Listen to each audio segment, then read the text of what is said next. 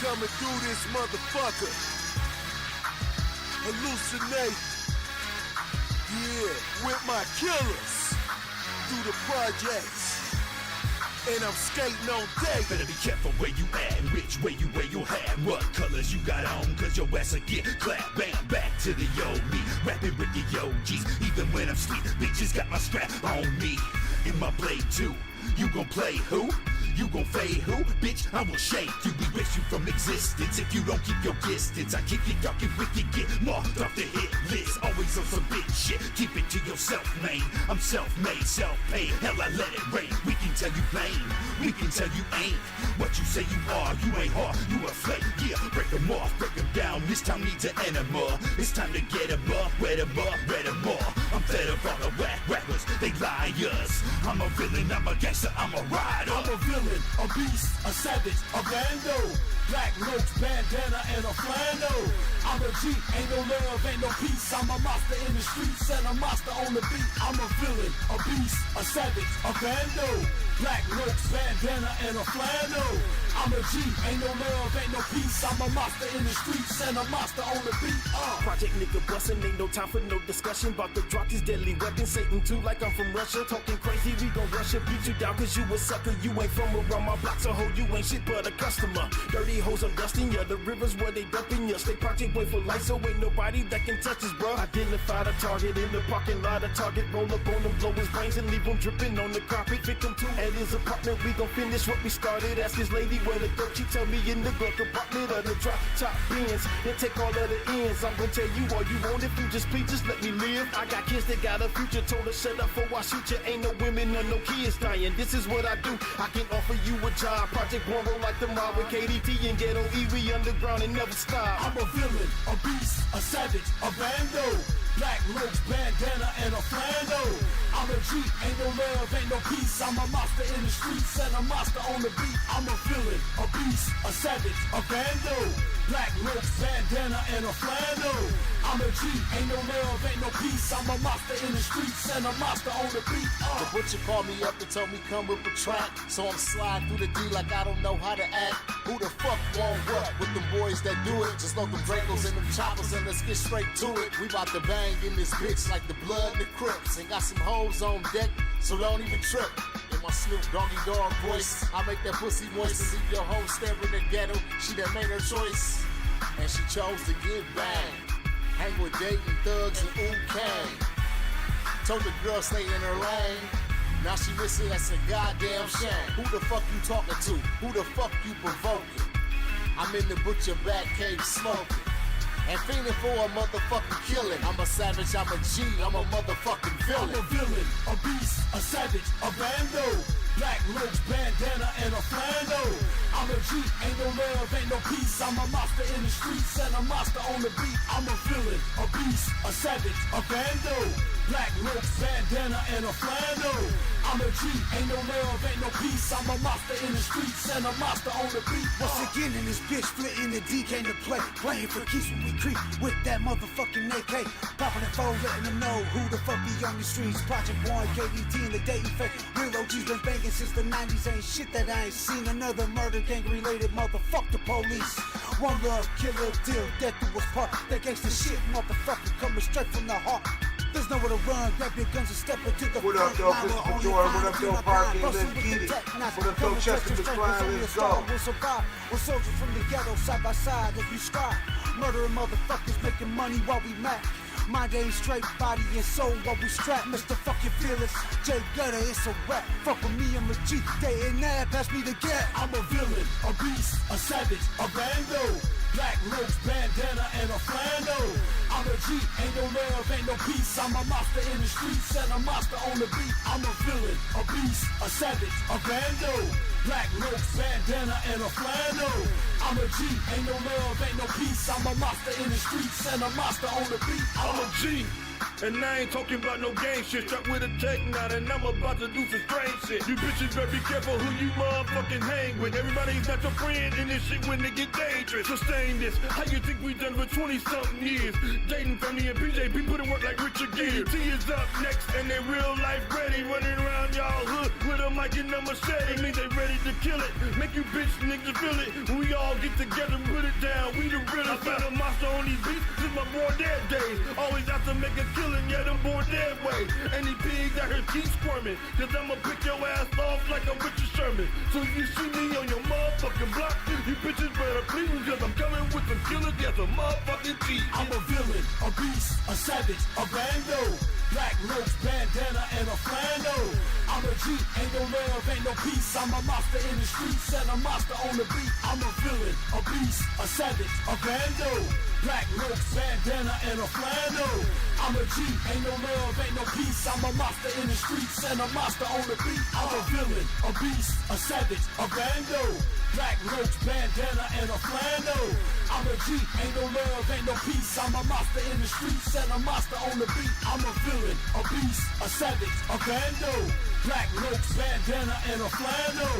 I'm a G, ain't no love, ain't no peace. I'm a monster in the streets and a monster on the beat.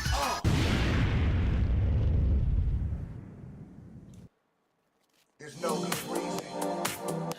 My brother King X coming up right now. Shout out Christopher Jordan, Chester McFly Park here. What up, though, everybody in the building? Make sure you share and like. Let's get it, the Hood Smokers Podcast. We got Mark Doughboy Hicks in the building, y'all. When training at MIAT College of Technology,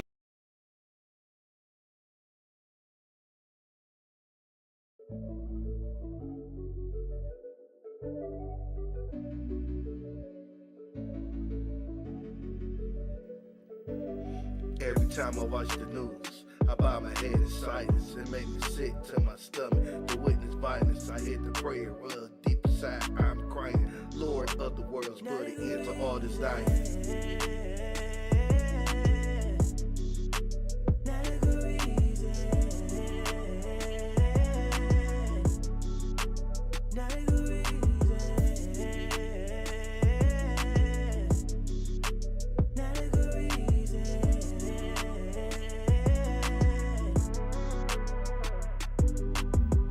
Allah, please help me understand what's going on. Why these young brothers out here doing wrong? Acting savagely, firebombing women's homes. All of this cause she left your sorry tale alone. 19-year-old boy responsible for mass shootings. Action through Allah is the best solution. Plus these young boys going crazy shooting cops. I give my life to Allah, please make it stop.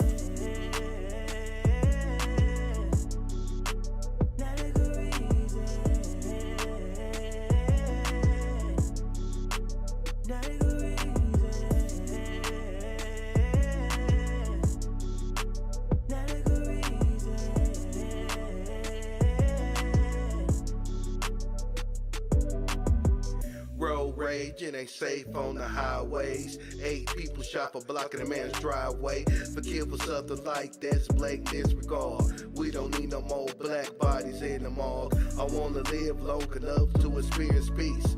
With the lies help, God's killing, God's will cease. We need to unify and get on one accord. Love each other is a commandment from thy Lord.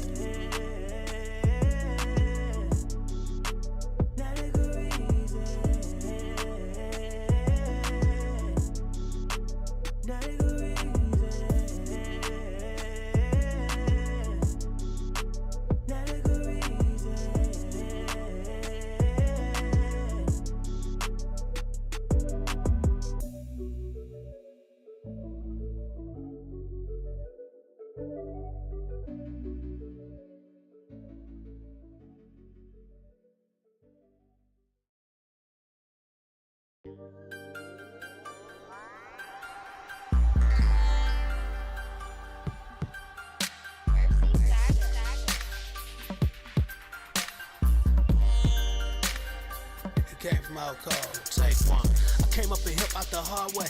I practice my artistry all day. Yeah, that nigga called what they all say. When I used to spit flows in the hallway. Ain't no question regarding my forte. Manifesting the verse was like horseplay. With a clarity closer to 4K. Nothing less than a god MC ordained. It was all types of things on the floor, man. In the life that a young player portrayed. Ventured into the industry foray. Wasn't sure it was for a G per se. But I knew making music was my thing. And when they was getting bread out the dope gang, I was up in the studio, no change. Any other lifestyle seems so strange. And I would never throw salt on your name. If you rather be pirates than gang.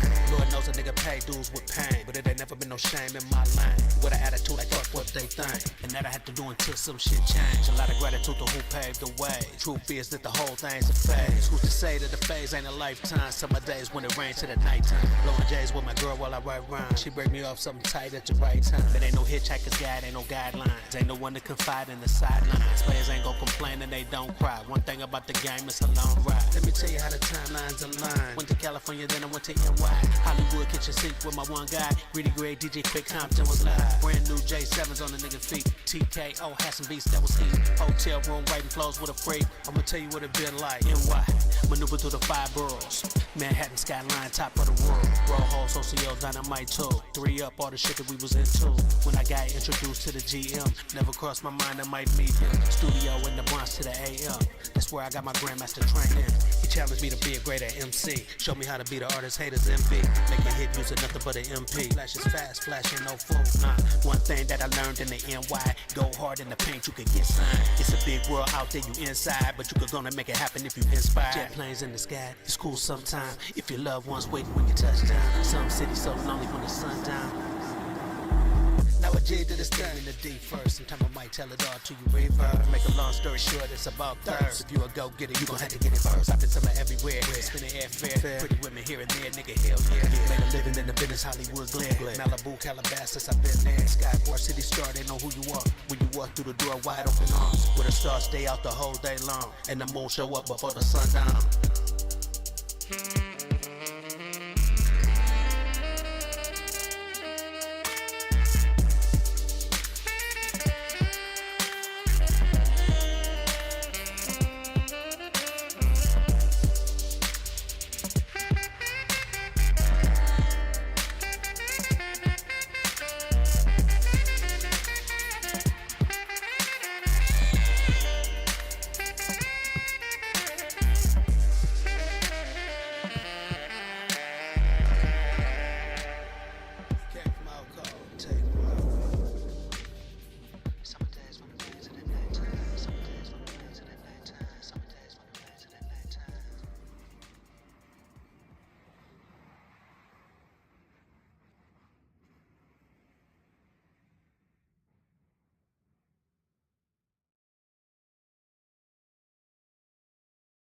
Y'all got me battling the male Candace Owens. I just want everybody to know, I didn't want to do this. Oh my. It's crazy because I tried to give respect to this weird ass nigga, but he kept disrespecting me like I'm somebody you could just play with like that. We all know in real life I fold that little punk ass nigga up like a fucking lawn chair. Bootlicker, huh? Yeah, I said fuck your mother. If I was Nims, your mother's a Gunther. I roll your kid in the ball and punter. On my gorilla, king of the hill, beat you like Dilla. Alien sent here to kill a pillar. Most death ain't gon' ride with him. This weak nigga probably explode in the pink glitter if I hit him. It's so Antoine Dotson ass nigga trying to bid. Now you gotta hide your wife, hide your kids. Speaking of kids, I heard you raping everybody out here. Fucking perv, the fucking nerve. Was up in herb when this fucking nerd want to purge. That's a fact bar. A whole group with most death, but still ain't a black star. This ain't beef, the chop squeeze is chopped cheese. Quali screaming out Yasin and I fleas. Send them to God, you'll be Yasin. If I'm mean, pack them up. Now he's some bomb weed from my trees. If I could reach in your soul, I pull out a bitch. Like Granny when she pissed off, we pulling the switch. Thought he could get fly, just to get fried. I don't let shit slide. He made just to get by, just to get by. Think I'm a pimp cause I beat a whole punch of chest. You'll see my knuckles through the other side like pizza dough.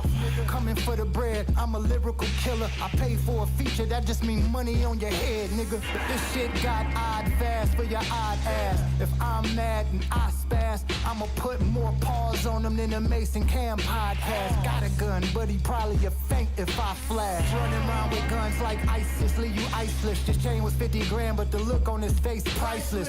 I throw this right at the fake right, just duck or you falling. If I knock a conscious nigga unconscious, what do you call him? A gift certificate for lids, I get your guy caps. Call the bullets R. Kelly, can you survive that? You the prey, I'm the hunter, I want you under. They'll find Brenda's baby in the dumpster. In slide fashion, I slide past them and sidetrack them. Snatch the blunt right out your fucking hand, I'm hijacking. Slay a liar till they retire, your mother should have swallowed you. Guess that's what I get for not aiming higher. Open your mouth next time, Brenda.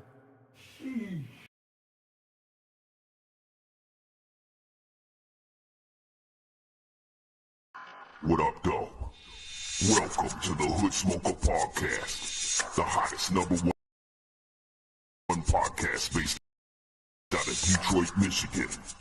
And now, with your hosts, Jay Gutta, Brother King X, Blatonio Todd, and the rest of the Hood Smoker Squad. We don't do no Vlad stuff. We don't do no Adam stuff. We keep packing in the legends, respect them, and keep adding up. So pack a blunt or two, maybe grab a brew and a snack for you, and leave behind your attitude, and get ready as we snap into the Hood Smoker Podcast. What up, though? What up, though? What up, though? It's Jay Gutta, 1/3 of the Hood Smokers Podcast. You know how we do. Welcome everybody in the chat. Make sure you smash like on the way in. What up, though, Chester McFly? What up, though, Christopher Jordan? Blatonio Todd, you better be ready. You ready, Blatonio? Shout out to everybody in the chat. Parkhead, I know you was in the chat. D. Cochran, everybody that's in there, man. It's about to go down. Yes, sir. And Mark Hicks, we got live in the building tonight. Now, let me pull up the flyer real quick. Mark Hicks live. He'll be joining us at 8:10. It's 8 o'clock right now, so in 10 minutes. But we about to make the call. We gonna talk a little bit about the premiere we just had on the Hood Smoker Podcast in case y'all caught that. Let's go ahead and make this call. We're going old school with it. Let's go. Hold on. I can take myself off this bitch. Let's get it. Hold on. I'm about to shrink this down some. I'm getting used to this shit, y'all. I'm starting to get used to this working computer shit. Look better for y'all. Y'all's enjoyment. I'm doing it for y'all. I do this shit for y'all.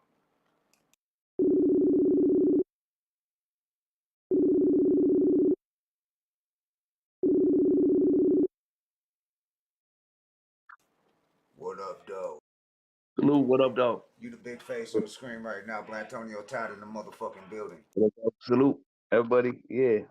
Shout out Christopher Jordan, you know, homie Chester McFly, Parkhead, JC.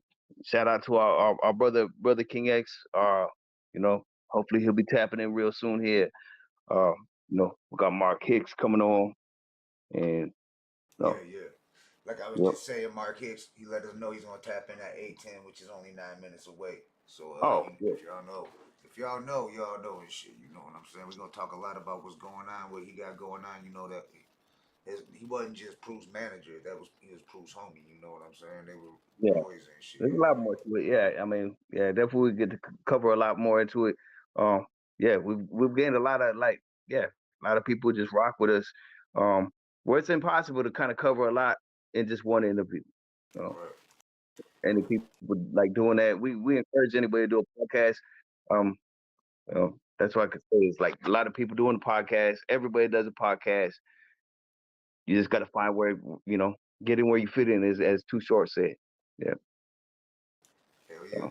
Well, shit, we've been trying new things on here and shit. We just did our first premiere of Off Rip, which off the rip. But yeah, it was just Yeah, we was talking about it. Y'all go check that out after the Hood Smoker Podcast. But that's the second time we did it. Brother King X is in the building, y'all. We just wait for it to come on. You know, Brother King X, he got that high tech. He's on that high tech shit, so it take a minute because he gonna have that dope, crazy background. He's gonna be he might be in space. You don't know where he gonna be at. What up, though? What up, though? What up, though? What up, though, Comic? We got Comic in the building. What up, though, Comic? Yeah, long time no talk, man. Hope everything's good, man. My Time Enterprise, you know. What up, though, Philly? What up, though, New York? Christopher Jordan said New York and Philly rats the size of cats. Shit, so they're like that in Detroit, too. I'm sure they're like that everywhere, though. Every major city and shit. I know I done seen you, them Southwest rats, them, especially them Del Rey rats. They might fuck around and have 3 eyes and shit. 3 eyes, 5 legs. Factories, toxic waste and chemicals. They have strange effects on the animals. In my neighborhood, then sun get a lot bigger like that giant rat that jumped on my back. Hey, it was only right to quote something that Brother King X on that what just went down last weekend. It's up top of my back, yeah. Shout out to Gangsta Nip. Shout out to the Dayton family, man. Dayton family killed that shit. Did y'all see that? Definitely, yeah. Salute to everybody, you know, like yeah, we rock with you know, that gathering and everything, you know, for real. Yeah, there was a lot of people we rock with there. Shout out to Black Magic, the Infidel. They was down there. I'm sure Brother King X, he'll be right back in, I'm sure. But there was a lot of people. Gangsta Nip, he killed it. The Dayton family, like I said, there was a lot of people there. Esham and Mastermind, they killed it. Yeah, all's good, comic. Yes, sir. Yeah, salute, homie.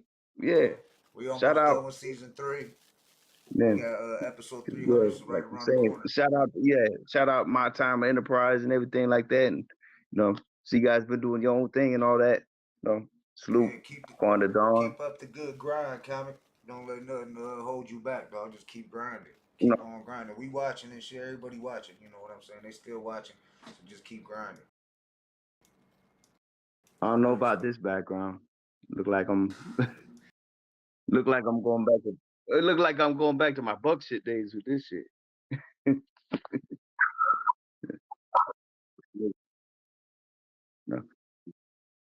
No, but I'm real. Yeah, no, salute everybody. Yeah, I can still hear you. Yeah. Yeah, can you hear me? Yeah. All right, I just wanted to see if I did that, if y'all can still hear me. But y'all can still hear me, bet. Yeah, hell yeah, that's what's up, comic. Comic said amazing, y'all still going, bro. Much love. Yeah, though, we done had some big names too and shit. And yeah, comic was on the first episode. Long time coming. If for the people that don't know, comic was on the very first episode of the Hood Smoker podcast. Here we had the man right here, the man right here. Hey, I'm just the man sitting next to the man. It's no.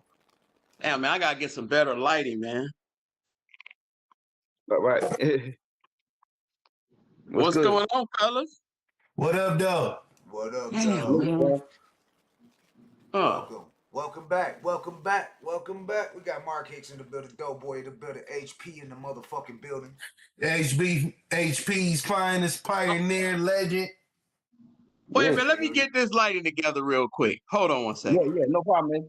Yeah, do your thing. Yeah, no doubt. Shout out to the whole world. Sometimes technical difficulties, sometimes trying to get in the chat. Right now we're doing the old school, so you know, getting that lighting right, all that. Got Brother King X chilling in the, you know, chilling in the green room. Yeah. Smoking. I got something ready. This infused. This bitch got the keef, the wax, all that good stuff. And like I said, YouTube, and I keep saying, it's legal where we're at, so recreational use. So y'all can't get mad about that. Don't promote drug use. And man, chilling underwater. You know, both my legs glued together. Right. Both my legs glued together. Hey, you know what I learned today? A piece of paper, when it comes to getting jobs, do matter. Like remember yesterday when I told you I was taking the Serve Safe class? I went online and just did the class myself. It was number $15. They emailed me my Serve Safe certificate. No sooner than I got on Deed and put that certificate, added that certificate to my resume. Ding, ding, ding. Shit just got to going off.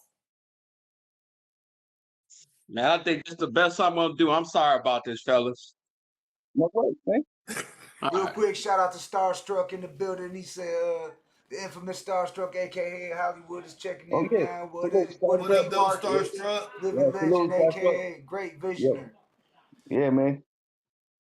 Man, Starstruck the man. That guy been putting in work forever and a day. For real. No, that's what I mean. Like we've had a lot of guests since we had you on from Detroit. You know what I'm saying?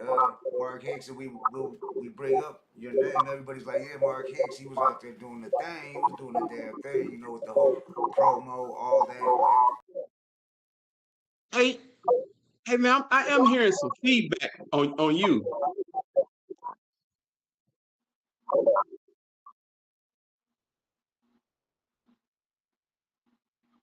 How y'all doing, man? How was y'all summer? It seems like I ain't been here in like a million years. Yeah, yeah, man. No, it's good to have you back, homie. Yeah. Yeah, I'm hearing the echo. I want to get this shit right. Should we make the call again? And let's let me tap in and out. Tap in and out. Yeah, let me see. I'll tap in and out. Yo, microphone check. Let's see if it was Blatonio with the feedback. Yo. Yeah, it was coming from your end, Blatonio. When you tapped out, it was good. Yeah, we all good now. Yeah, we're good now. We got Mark Doughboy Hicks in the building, y'all. Is the feedback gone? Is it gone now? Yeah, we're good. Microphone check 1 2 1 2. All right. Microphone check up. Microphone check. Microphone check. KRS-One, the teacher. Man, why y'all change it up, man? I like the Discord, man. What happened with this? Oh, it seemed to be a lot easier for the guests. A lot of especially the OGs, man. Yeah, what it is, Discord, they're like, what is Discord and shit? And we got a lot of older guests that don't know how to operate nothing but Zoom. Right. Now I ain't saying nobody names, but a lot of older guests don't know how to operate the Discord. They stuck in their time. Right. Well, hey man, if they talking that Zoom, Zoom, you talk about getting money if you on Zoom, man. Right. Yeah, Zoom. We got some. We used Zoom for the first 100 episodes. Then some streamers put us up on the Discord, some younger cats, and we listen to the younger cats that be doing that shit, that streaming shit and all that. I mean, we got some younger cats on the team. Our engineers are only 20 years, about to be 21, so. They know this computer shit. They born with this shit in their hands and shit. They born with it. The youth. The youth. It's all about the youth, man. That's what you gotta have the youth, and you gotta have the experience, man. That makes a solid. That's yin yang. Yep, and bridge that gap. Yeah. No doubt. So, what you been up to, Mark Hicks? I know you've been. You stay working. I know that. Yeah. Well, first I got to get this off. I got to repeat what Champtown said because I watched him on here. Wow, Champtown. Wow, Champtown. I was like, Mark Hicks said nice things about you. And Champtown was like, wow, Mark said that. Wow. Like I had to get Champ Pack for that because I watched that. That was a dope ass interview, but man, Champ had me dying laughing, man. Right. Yeah, shout out Champ. Yeah. That's what's up, man. Nah. I take it y'all had a little bit of back in like friendly competition. It's a competitive sport here. Well, honestly, with Champ, Champ was a pioneer. Here it was. It's like.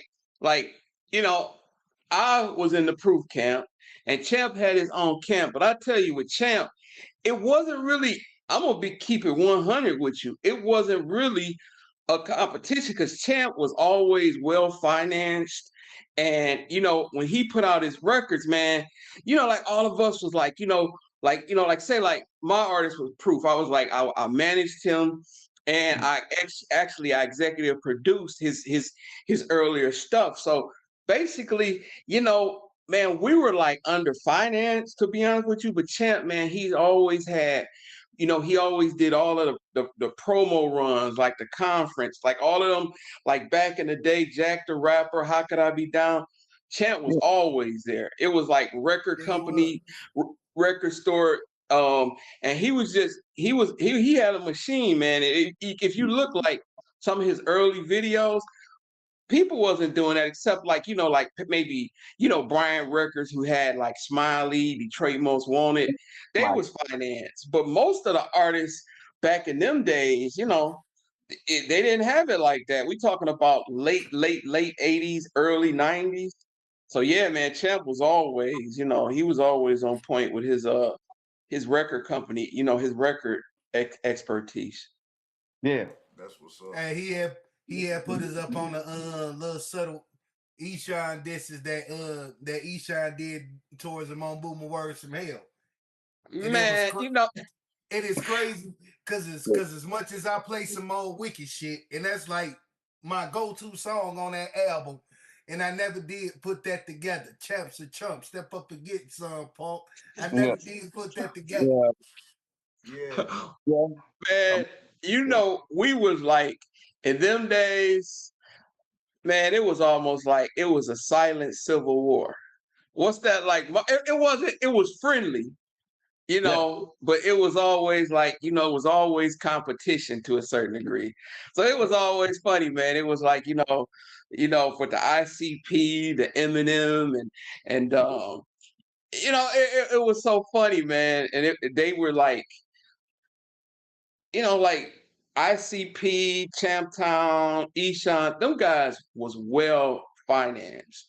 And you know, and all the other artists, just to keep it real, yeah, Awesome Dre, he had some promo run because he was, you know, he was on Priority. But man, those guys were like our Def Jams back, you know, Detroit Def Jams. How they could like roll and they could maneuver and different things. It was amazing, man. Right. Yeah. I always like to also say almost like too short, like out the trunk type stuff, you know, but Detroit, you know. No, I seen with my own eyes. Esham and them used to The roll up. hustle and the grind, you know, like that. Yeah, out the trunk. Delivering their tapes, cassette tapes. They would deliver them to every store. They come to Southwest to Planet Rock, pull right up with boxes. Esham himself, and then they drop off the tapes and shit. Boxes of tapes. Man, I used to see real life at Curtis Records when I was going to Mumford, constantly dropping off shit. Well, you know, Mumford was like a big area for some reason. Esham was like big in that Mumford High School area. Well, yeah, Curtis Records was probably one of the biggest. Now, you know, we go into analytics. I mean, we go into numbers. Like unlike we didn't have the internet then, but it was like you know, Curtis was one of the biggest selling record stores in Michigan.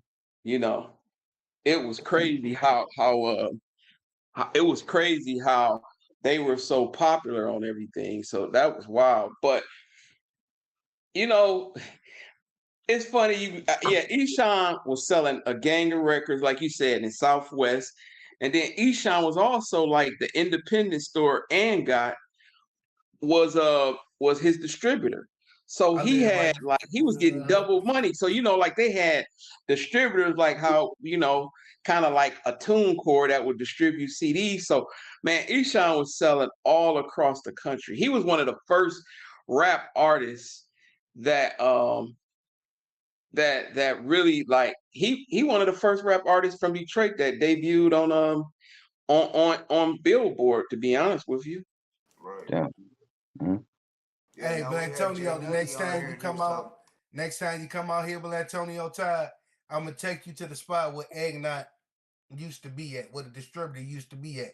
Because I come from the hood where it's at. You know what I'm saying? Right, okay. I definitely want to see that. I can take his right there on the corner, Linwood and Pearson.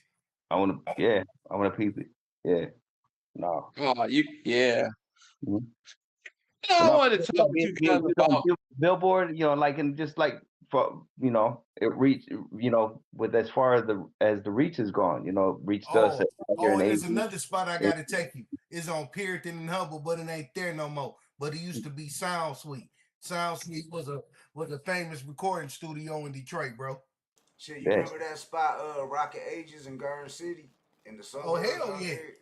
Hey man, I sold so many hallucinate CDs out there when I was doing that wicked shit as hallucinate. Yeah, they got. I don't know if they still do, but they used to have like a whole Detroit underground section. They still do, bro. Yeah, that's what's up. I think we. You know what's crazy? You guys just sit here and created a whole new show. That show could be on, I don't want to say Tubi. I'm not trying to be funny, but if y'all did just a hunt of all the local legendary shops around. That would be crazy. Like that would be on some wild stuff. Cause I mean, you kicking some real history on there, man. Man, bro, it ain't a record shop I ain't been to, bro. From Damon's to Champagne's. My man on 6, Chauncey's on 6 Mile and Evergreen. Records for You, Living Noise at 6 Mile. Motor City Jams on 6 Mile, right off Living Noise. Puritan Records, San Juan, Puritan, Champagne's, Highland Park and Woodward, the one on Hopper and the one in Oh East. Man. That's crazy. And Justice, and can't forget about Finkel Records that was open back in the day on Finkel and Dexter. Yeah, well, you know what, man? I'll tell you, you guys. I know you probably guys. I'm so blessed that you guys got this platform because, man, like Detroit record stores, and this is you know this from being in the promo game. Yep. It's not like you could talk about L.A., New York. We had the most record stores in a metropolitan city. We did. Like, you when you think of this, when you saying Southwest or you saying Rock 80s, that's the Southwest, but you like Dearborn Music and all that, man. You got stores that literally you have stores. I mean, you got cities where, like, say, like New York. I used to look at we would do conference calls and we would have like we were all counterparts, so we all got each other's intel, like we was at Tommy Boy or Def Jam, and I'm looking like New York would only have like 20 record stores. Detroit, and our area is bigger, of course, but Detroit had like 100 record stores. Man, so honestly, I got more bread, to be honest, because they couldn't imagine. They're like, look, like, damn, you got Houston, they got. No respect, I love my people in Houston, but they got like 15 record stores. And it's like we think of stuff. We could think of when you think about even like the Harmony houses and the mall stores. Record Sam Goody, Media Play. Yeah. And then not only that, from what me and Nick was talking about, remember like the liquor stores and stuff, like the gas stations and stuff. Oh man, our liquor stores and gas stations was always for selling music. Yeah. Like you could do that in the liquor store. And I ain't talking about bootleg music, bro. People selling real music. Marquette's had a record shop I used to go to and buy records from all the time. I had a, what? Me and my guy, he was busy doing his thing because he was in the real estate, and I was, blessed to be successful in the music industry. So one of my boys, he always used to go to liquor stores, and he said, man, I got the idea because me and my guy Jonathan Hall, we were talking about opening up a record store. My guy, like, man, I got the perfect one. He took us to it, and it was right across the street from UAD. I'm like, damn, this is it. So we immediately it was in a liquor store, and the liquor store had extra room. Like I think now it's a Subway there, but we had this record. Ain't nothing there. Ain't nothing there. It's just the. Oh, it's not? It was a restaurant, but it's been closed. I've been through that. Damn. Yeah, we had this record store, right? And it was to the point, man. And we was thinking it's right in the apron of UAD College, right there on Livernois. So we like, oh, we're about the jackpot. But we were so busy at that time, man. I probably had like 10 or 15 accounts, and John had like 10 houses. And we couldn't really find somebody to really run ship like, but man, it was a great idea, because we started like buying like rock and roll, like Nirvana and all of that, because we like it's right across the street from UAD, and those kids, they on campus. And that's what it set y'all apart from the record shop that was inside Trade Winds. Oh, yep. Because they had one inside Trade Winds. But all Trade Winds had was hip hop though, hip hop and R&B.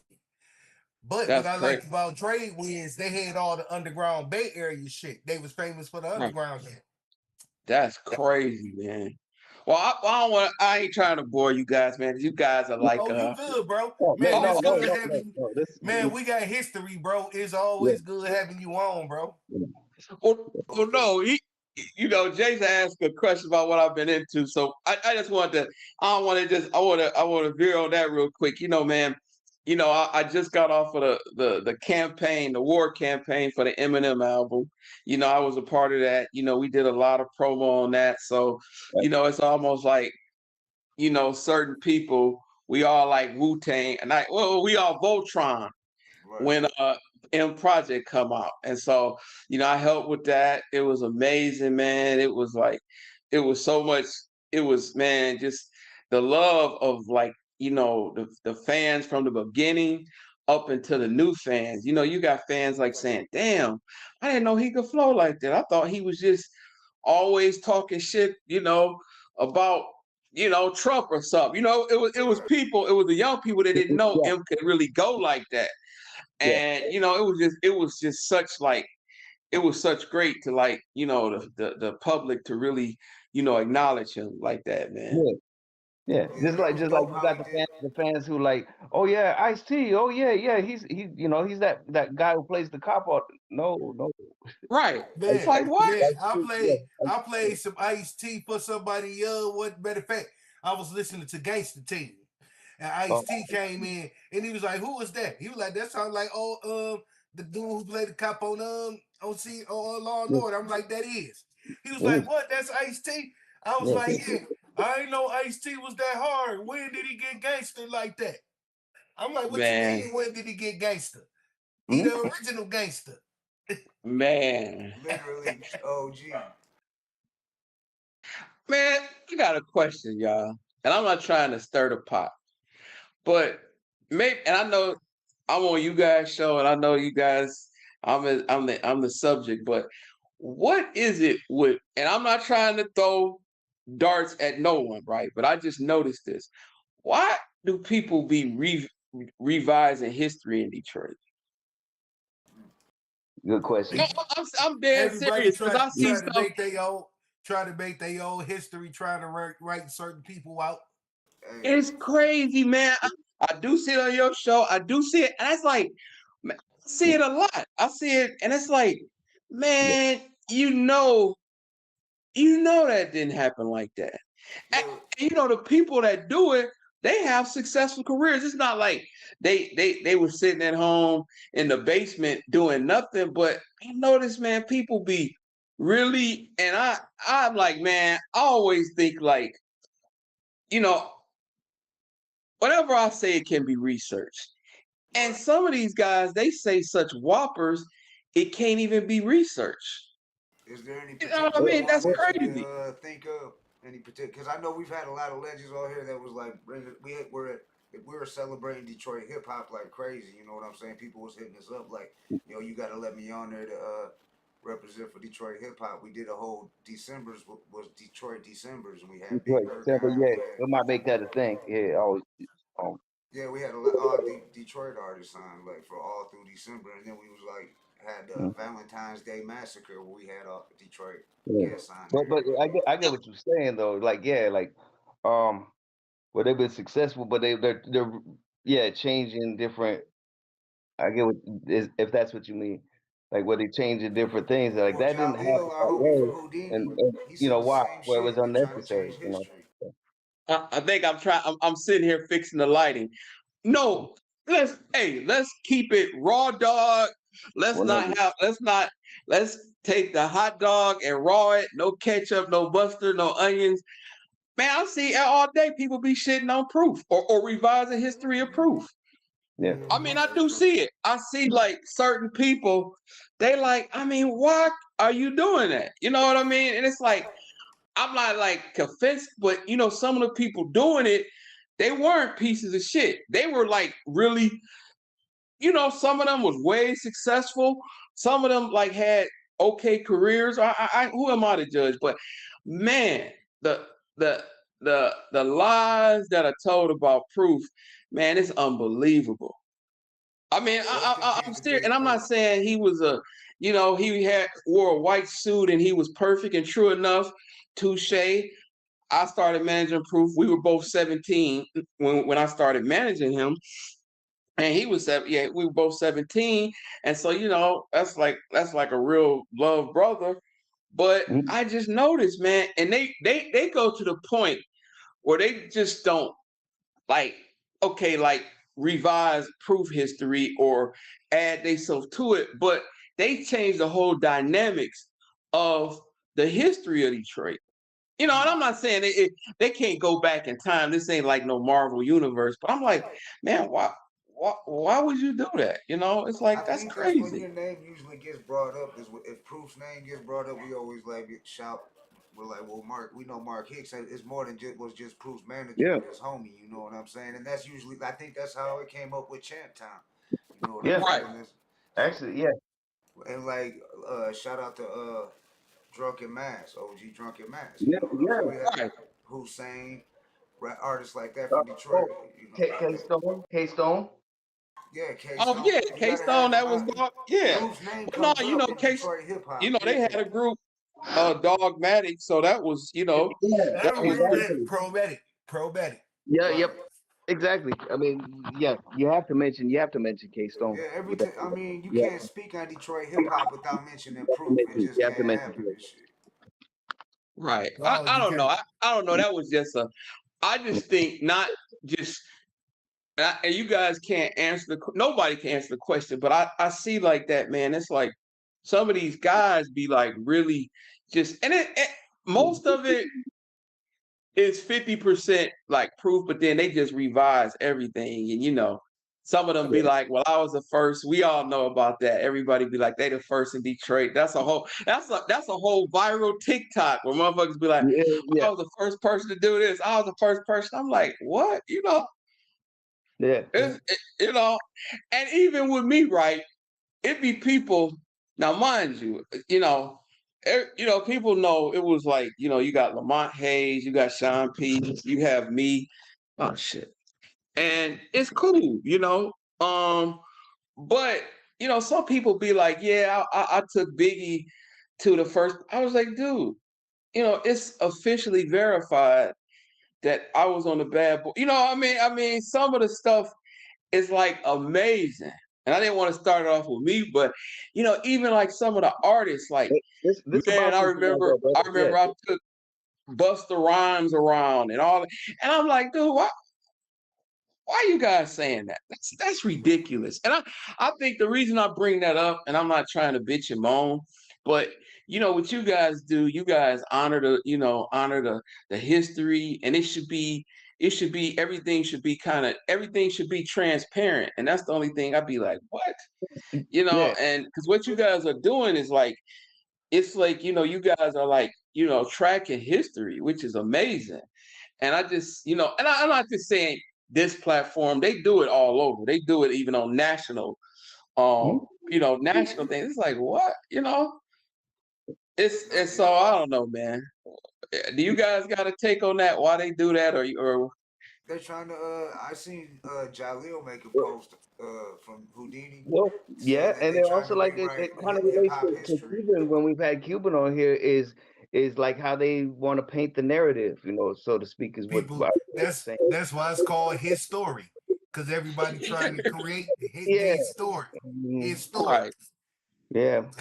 His story. That's true. Yeah. Okay, I got that's what it is. Okay, I got all the stories about Proof, but let me revise it. Let me revise this history, and this becomes his story. Let me revise it. You know what's crazy is, and I think I don't want to have breaking news, but you know, Proof kids, and this is I guess this is why it's a little bit sore for me. Proof kids, Proof had a kid when he was 16. So now, you know, his son is like in his 30s. I'm not trying to bust his age out. You know, he's a happily married man with 2 kids, and he's working on like a documentary about Proof. His dad, he wants to like, you know, he wants to like do some, you know, Nassan, you know, everybody know Nassan, but you know, Nassan and him, you know, they kind of doing the initial phases of their dad documentary, right? And you know, I said, man, whatever you guys need, I could do. But you know, they're going around like interviewing people, and some of the stories that's coming back, I hope I'm not getting it. You know, I could take the smoke, but they interviewing a lot of different people. This ain't like 2 or 3 people. They interviewing. They've been doing this for like maybe like a year. But you know, it's not like the film, and they just go. Well, they doing some film, and they just like doing the pre of it, and it's like, man, when I talk to them, it's like I was like, dude, you guys got to decipher it once again. I was one of your dad's rolling buddies, and I was actually there. You guys were like infants, but I was like, man, just sometimes you guys gotta, eat the. I don't want to get in no pause situation, but sometimes you gotta have a meal and throw away the bone. You can't just take the full digestion of stuff. And I just like, man, and some of these people that's doing this is like, dude, you already. You already in the crowd. You already salute, Yeah. Yeah. So, but I just don't, I don't know, man. It's perfect. Everybody got something to say, like, but yeah. Yeah, man. What did you think about the movie The Untold Stories of Detroit Hip Hop by Champtown? That's on Tubi. Well, you know what, Champtown. Here's the thing, right? Okay. True enough with Champtown, and this is kind of, I'm not gonna say why he would say wow to me, but like, Champ was in the beginning with Kid Rock. Proof and Champ were friends before. I like to call it, and I think on the last interview I called it the Eminem explosion, because when that album came out, I think the date was February 24th, 1999. 4 months before that, he had, How My Name was pumping. Because, MTV was like, MTV said when they synced the video, and I got to give props to Philip Atwell. Philip Atwell, now he's a movie director. He did direction on, what's that? He did direction on The Shield. I think he did some stuff with Snowfall. But he did that Eminem How My Name Is video. And when MTV synced that video, they was like, you know what? We are going to play this video once every hour. Okay. When they did that, that was like the grenade. I don't know if they call the thing the grenade. That like turned Eminem like, well, damn, how am I going to pay rent next month? To when MTV made that order. Yeah. That was like every hour to play the video. That was like that was the explosion. So like I said, with Champ and Proof, they were all friends. They would have fallen out like we all have fallen outs with our friends, right? But the basis was friendship. And so basically whatever happened, Champ never got a chance to, never got his platform, because Kid Rock was on Atlantic Records. Did Champtown get a deal with Atlantic Records? No. Eminem was on Interscope. Did Champtown get a deal at Interscope? No. Now Proof, Bizarre, and all them, they all had their platforms, like, so Champ was always like, he had a record company. He was well financed. I know he executive produced himself. I'm not trying to, count his pockets, but he was always in motion. And I think he feels like he didn't have his voice. He had a voice, but he didn't have his platform to express how he seen the history of Detroit hip hop. And that would be crazy. Like, that's almost like you losing your voice and, everybody else around you could talk. So, I get it. I get it, and it was sometimes where,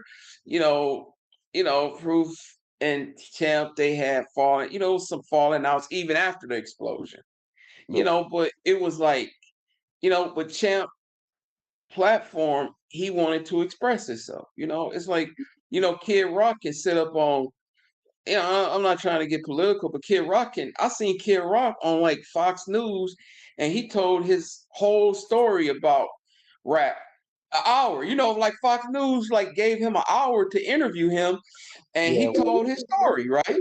And M got countless documentaries, and with Champ being one of the the original guys in rap here, he never could voice his interpretation of history. Right. So I get it, man. I get it. And like I said, when I called Champtown, even before I seen it, because I know he was working to get it. And when I finally seen it, he put a link up before I even watched it. He put a link up, and I called him and I congratulated him. I said, "Champ, congratulations." And he was like, well, tell me what you think about it. I was like, I haven't watched it yet, but I know how you've been in it. You've been working on this documentary forever. Now, when I watched it, like everybody else, I'm not everybody included. Some stuff I didn't agree with, but it's his documentary and it's his take on the history with his eyes. So it wasn't a hate. And I said, well, yeah, Champ, I didn't, some stuff I didn't agree with, but hey, man, it was put together. Congratulations, Yeah. So that's like, stuff like, it was cool. I mean, I learned some stuff on there. I did get educated on some stuff, and I love, being educated on different things I don't know, because, 95% of the world, we got 5% of what we know, and 95% everyone is ignorant to. So yeah, I did learn some stuff on there, and I did have some moments like, oh shit, that is right. I remember that, Yeah. So how did you feel about who he chose to like narrate? Like having Chuck D voice. Oh, that was cool. Okay. Well, Chuck D. Well, Chuck D was in it from the beginning. I know Champ has a long relationship with him. So yeah, Champ. I mean, Chuck D was always attached to that documentary, like for a long time. And I know Champ like has relationships with Ice-T and and Chuck D. So yeah, that wasn't like Champ called up Chuck D and said, hey, can you do this for such and such? And I'm Champtown. Champ, like that. Yeah. Like that. And when Esham album Scribble came out, it was Chuck D that was actually endorsing it. Because you will go on Esham's site and it said if you want to take a glimpse of a Detroit life, then listen to Esham as he has been doing for years. And it say Chuck D, like on the inside the cover and everything. That was dope. Oh, well, honestly, I remember, man, when you talk about Esham, right? And of course, we all know, D12 Esham, for a minute they had the issue. But I want to tell you something though. We were outside and man, it's so many bars move that me, Proof, and Esham was outside of, it was that club in Wayne State University. The hip hop club that was on Elvis. That was it. And this happened like 2 months before Proof passed, maybe 2 or 3 months. And it was an event. I can't remember the event, but Esham was there, I was there, and Proof was there.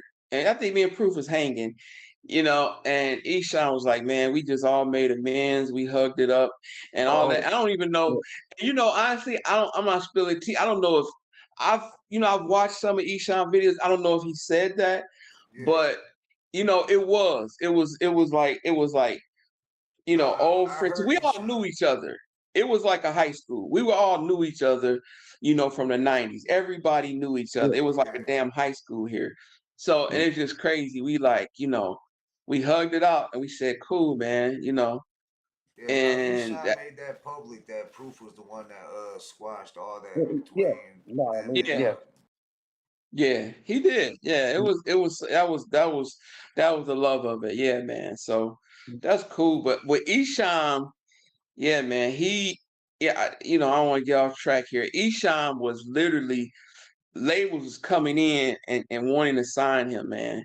Because when they looked at his data, man, they was like, this kid is selling all of these records here. I remember Kevin Black from Death Row Interscope.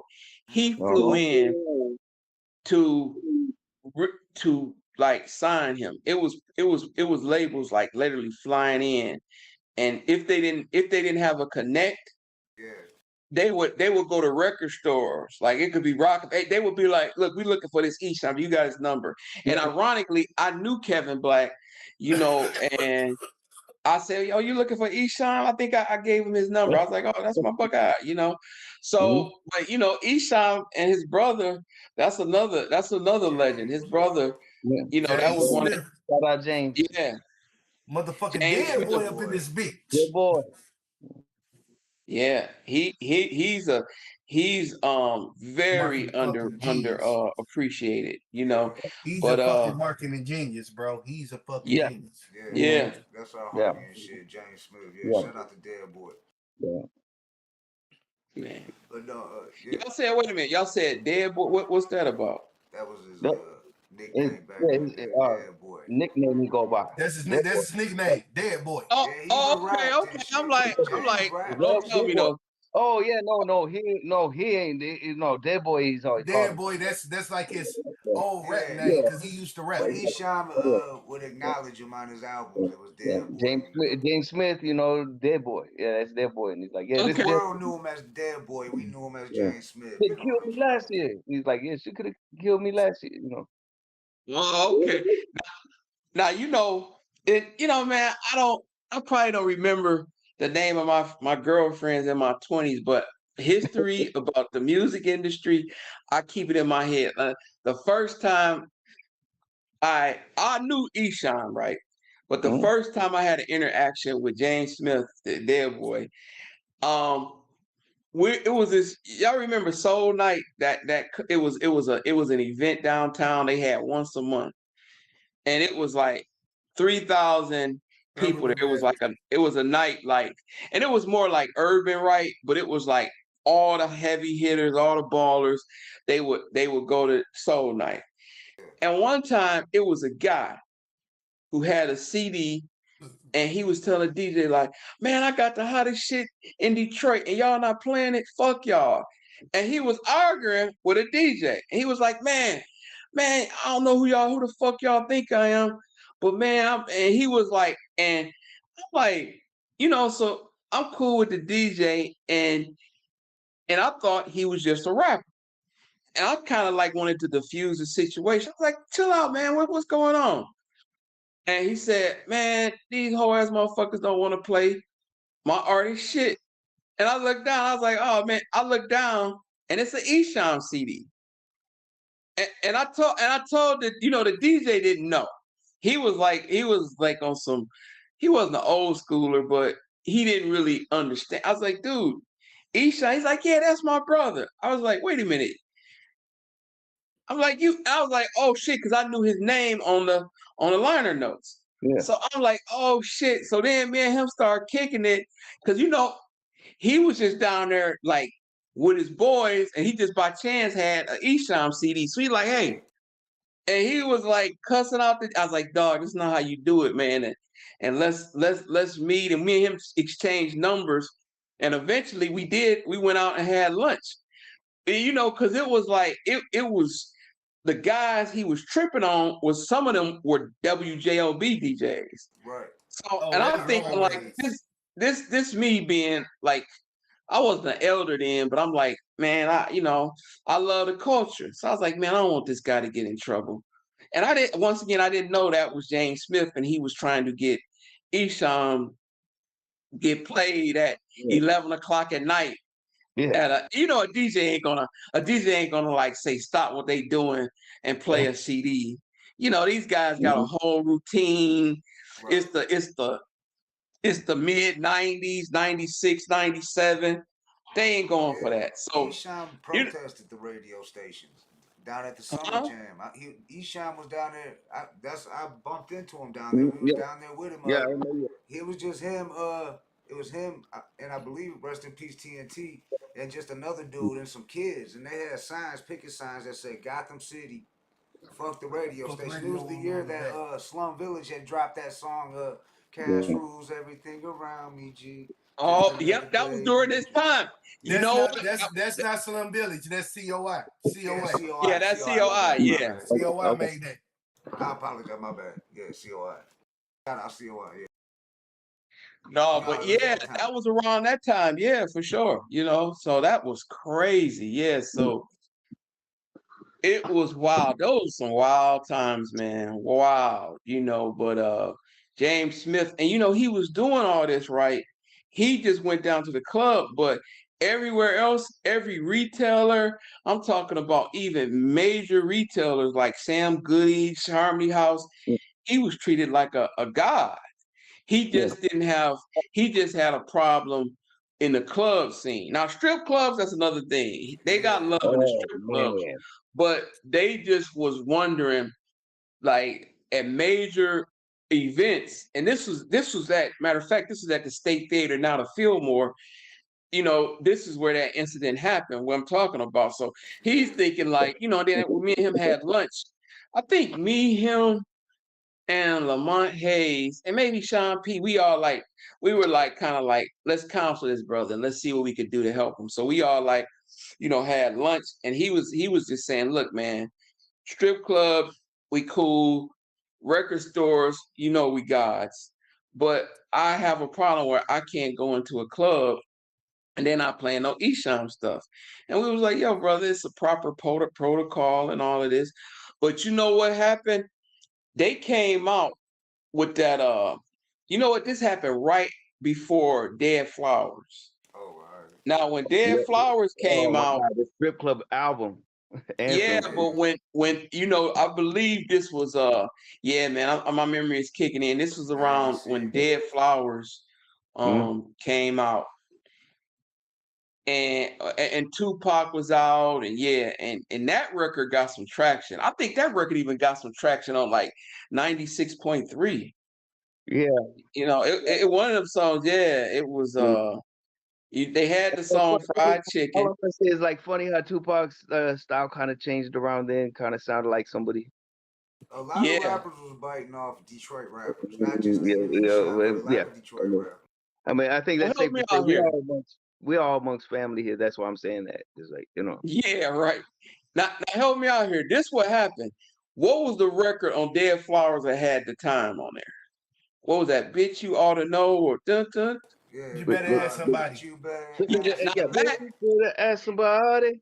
Bitch, you You now better better you ask ask know what? somebody. somebody. Because I Cause I don't just don't talk. just talk. You know? Yeah. That record got played. Now, Yeah. mind you, we didn't have nothing to do with it. Me, Lamont Motherfucker Hayes, or came from Sean the P. We barber didn't. shop. Yeah. Yeah, we didn't have nothing to do. But after that, they came out with Dead Flowers and Better Ask Somebody. That the rate, man, I think 96.3, 107 point, you know, Yeah. GPR, and 98. They all played that record. So that, and they got club play. So really, Jay's, I know he was smiling like, okay, he gets it now. But yeah, that was the breakthrough record, man.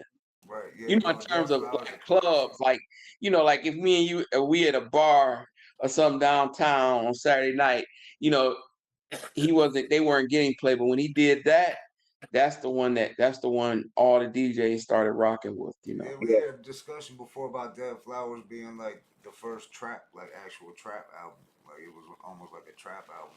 Like how Like a trap lot of is. people, a lot of publications that said that Dead Flowers was considered one of the first trap albums in hip hop. Yeah. Okay, now I want to give it the nickname like Titty Bar album too, though. They always Shout out DJ Hit House. Titty Bar Anthem is what I want to say. Hey, Barney. now I'm a fellow citizen. Me and Eshan and I are fellow citizens, like we all are. But it is one of the earliest ones, but one of the ones that Oh, trap. Now you know what I'm about to say. We talked about this last time. I think I know. X-rated psychoactive. Mm-hmm. That shit was. Y'all remember that record? We Yo, talked. yo. Shit, Cool G rapping DJ Polo on the road to the riches. Yo. Yo, yeah. Yo. Mm-hmm. Yeah. Shit, 6 in the morning. Ice-T, 6 in the morning. I'm an anybody killer.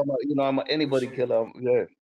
I heard Esham say if you talking about killing somebody, shooting somebody, anything like that, that's wicked Oh shit. yeah.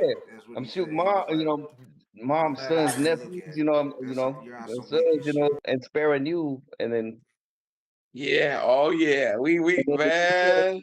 details fit too. Yeah. Yeah. Oh yeah. They keep asking in the chat about the records. I see the Cash Money records. They're asking about the records in the background. Oh, that one. Yeah, I kind of changed it up since this last time. That record, I know it's in Lopside. That's a Busta Rhymes. That I worked the first and it's so crazy. You only see 2 platinum. I don't know if they platinum. I mean, I don't know if it's actual platinum. They're not.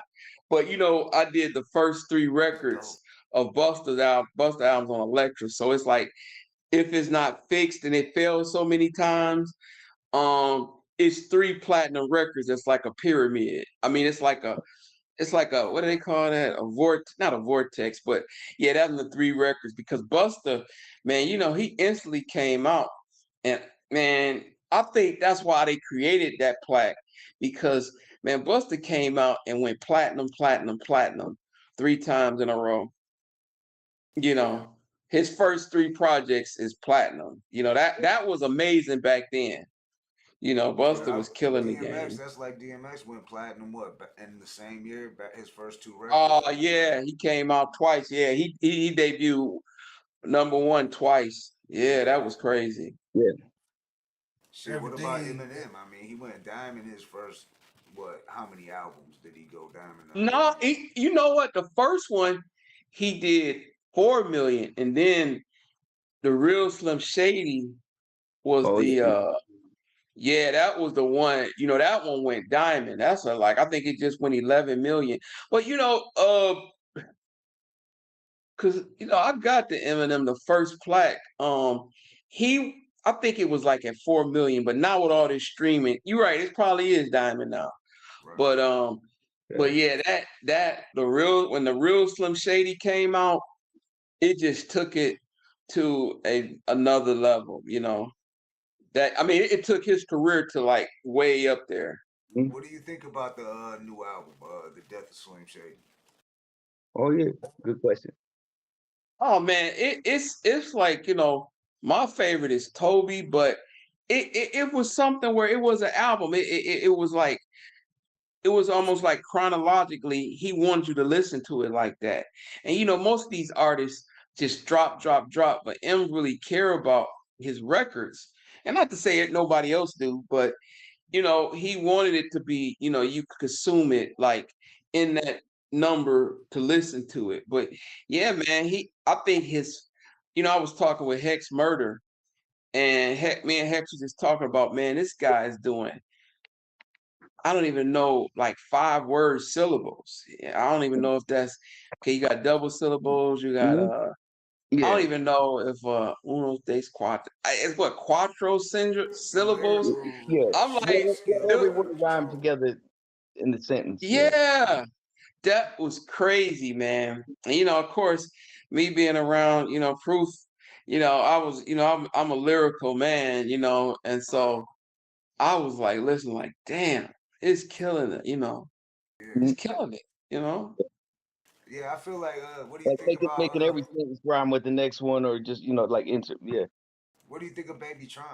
Like, because you said Toby, because Baby Tron, we had his pops on here with Mr. Sadistic from Motown Rage. Yeah. Well, now here's the thing. Here's the thing with me, right?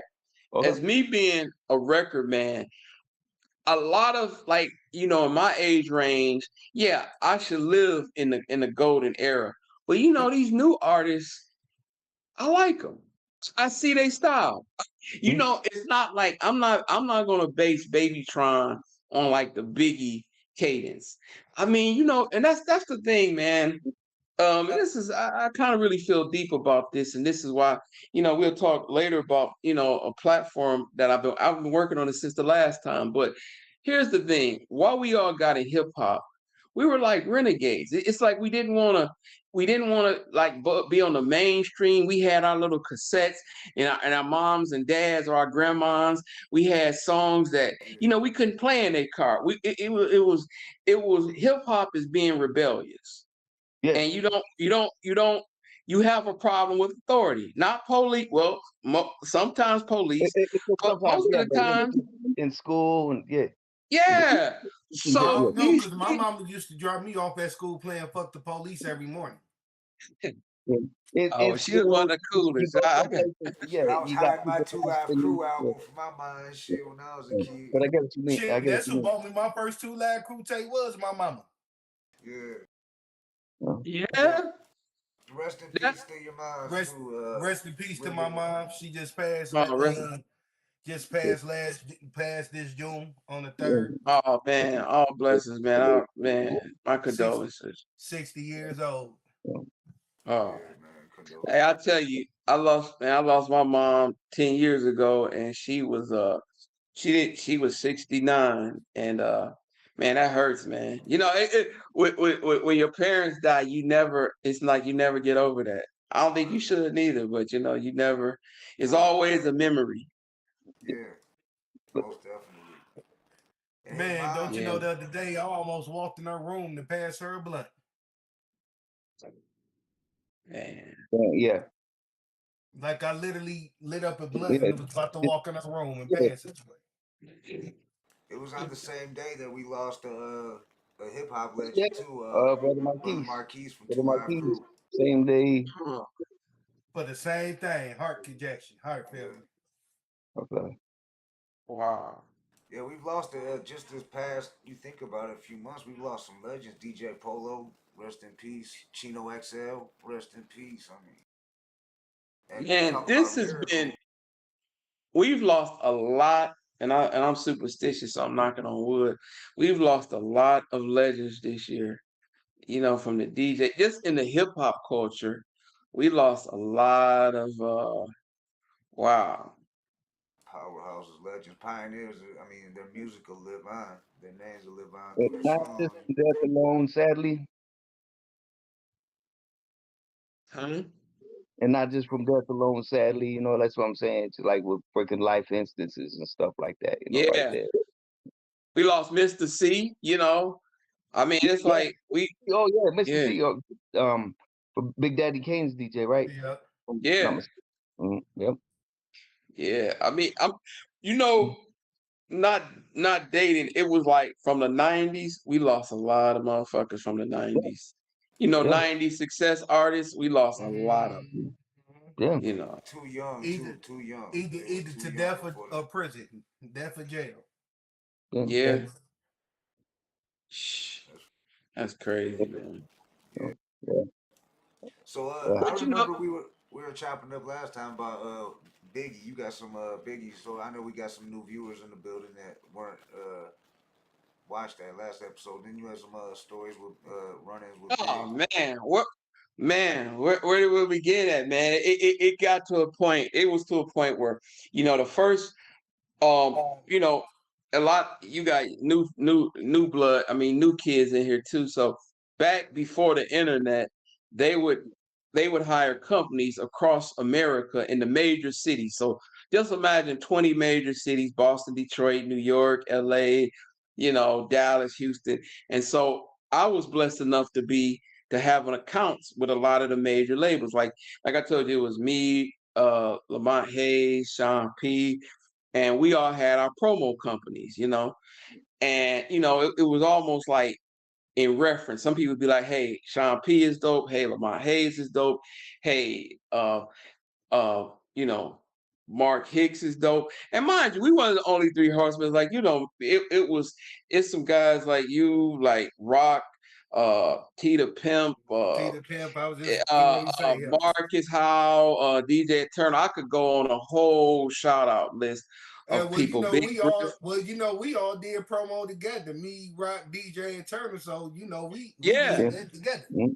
Yeah. I just wanted to get them. I just wanted to get them their flowers, and man, and so so lucky enough, this lady by the name of Andrina Somerville, she picked me and Billy T. I'm tripping. Billy T referred me. He said, "Hey, you want to get some promo done?" He told the lady over at Arista, why don't you give Mark Hicks a look?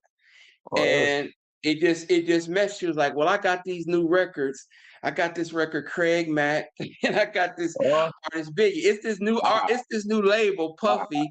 He used to be at Uptown, but Arista gave him a production deal, and he's putting out Biggie and Craig Mack." I said, "Wow." Now, here's the crazy part. I was in a record store and I heard this Party and Bullshit, because you remember before Biggie came out, he was on a soundtrack with Party and Bullshit with the Who's the Man soundtrack. Who's the Man? Yeah. So I'm like, this guy is incredible. I'm like, I'm hearing this record. And then when she said about, Biggie, I'm like, oh yeah, it's an honor. And so, man, all of a sudden, I got like a big ass shipment of these McDonald's. This even before some of our viewers' times. It was like, you remember the Big Mac cartons? They had, and I don't have none of this stuff. I threw away a lot. On eBay they probably sell them for like $2,000. But they had a Bad Boy carton calling it the Big Mac. So it was a mixtape with Biggie on one side and Mac on the other side. And they had the Big Macs. And so they gave us like 300 of them, and they wanted us to like what they do on Instagram and Facebook. We had to like hit the streets, hit the club. So man, everybody had to take pictures of the product and send it to them. Yup, exactly. Yeah. And so it was like crazy.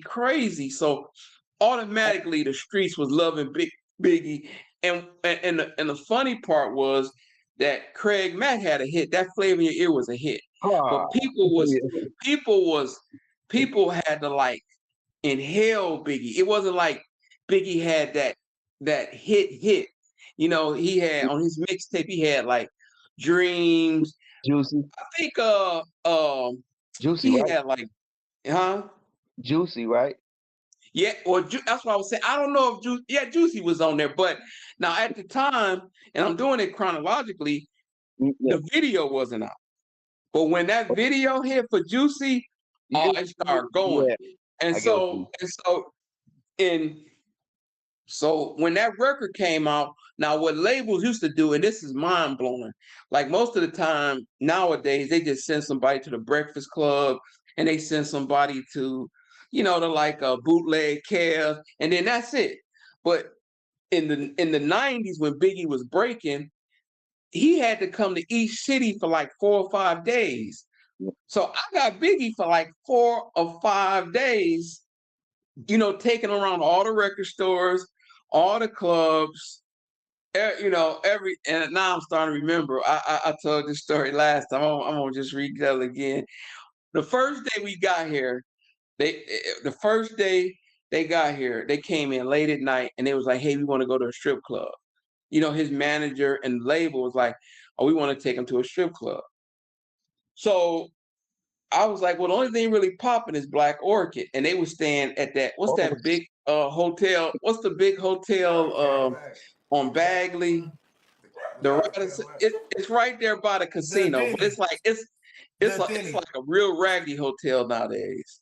Oh yeah, right by the River Rock. I know what you're talking about. No, it's right by MGM. It's that big hotel. It's on Bagley. The Athenium. Not the Cadillac. The Athenium. No, it's the yellow building, man. This hotel it's a big building, and I think it still is a hotel, but it looks like shit now. Okay. I can't even. Maybe when somebody in the chat know what I'm talking about. Anybody in the chat from Detroit? It's long story short, Biggie and them was there, and this hotel probably it was like $80 a night or some shit. It might have been called the Radisson then, but okay. I mean, so we take them, we pick them up, we take them to Black Orchid, and once again, We get to the door, and they like, okay, cool. No, I take that back. Biggie and Little C's, we was in separate cars. So when Biggie and Little C's got there, they got there with TJ. I believe TJ the Troublesome Juvenile. He was taking them. I think he was taking them around. And they let Biggie in, but Little C's was under 20. Little C's was damn near, he was a teenager. Right. They was like, nah, you ain't getting in here. We ain't fucking with you. Okay, you Biggie, you doing this. It's almost like I'm having a deja vu. It's like, nah, we ain't fucking with you. And so Biggie and them left. So by the time we pulled up, security was like, oh man, yeah, they was just here. We man. They was talking about they got some hit records. They from New York and they were Bad Boy. We like, what's Bad Boy? You know what I mean? They, they was like, hey, security here, they don't bullshit. Door guys, security club guys, they don't give a fuck. And so we was like, damn. So we took them, the next day we take them around. I remember Biggie, man, he had this tradition, man. He would always get like a McDonald's meal. And he would get a Coca-Cola, just like a regular Big Mac fries that. And he would drink half of the Coca-Cola in the McDonald's in the McDonald's cup. And then he would pour Hennessy in. And he was ready to go. That was like every day he did that. He said he drank the cola, then he poured that Hennessy, and he was ready to go, man. And I'm like, damn, man, it's kind of early, ain't it? But he keep going. So, man, and that's where I think, and I know we mixing about the current hip hop. We was talking about Babytron, but I think that's what's missing is, I don't know the new term, but it's basically shaking hands and kissing babies. Going out there, hey, what's going on? Going to Chantonique's on Van Dyke and Harper, going to Damon's over there on Plymouth. And you actually had Biggie and them actually like walking around, and they were meeting the retailers, and then the retailers could be like, yeah, man, they came to my store, and that's why we got paid. We got paid money because we would initiate, coming up with a itinerary, and they were like, okay, what's the 20 hot spots we could take Biggie to? Yeah. It all worked. It all synced out, and I think that's one of the major chasms of these new rap, because they'll just be like, man, I'm just gonna put my shit on Spotify and Apple, and I'm gonna sit my ass on a couch and eat some Apple Jacks. And they don't get, and I know Touche Radio is dead. Come on now. And I got dear friends that used to work at JLB and 96.3 and Channel 9.5 and GPR, but radio don't have that punch no more. It's not really, radio is like just a marketing, like putting a cherry on top, but nobody really, radio.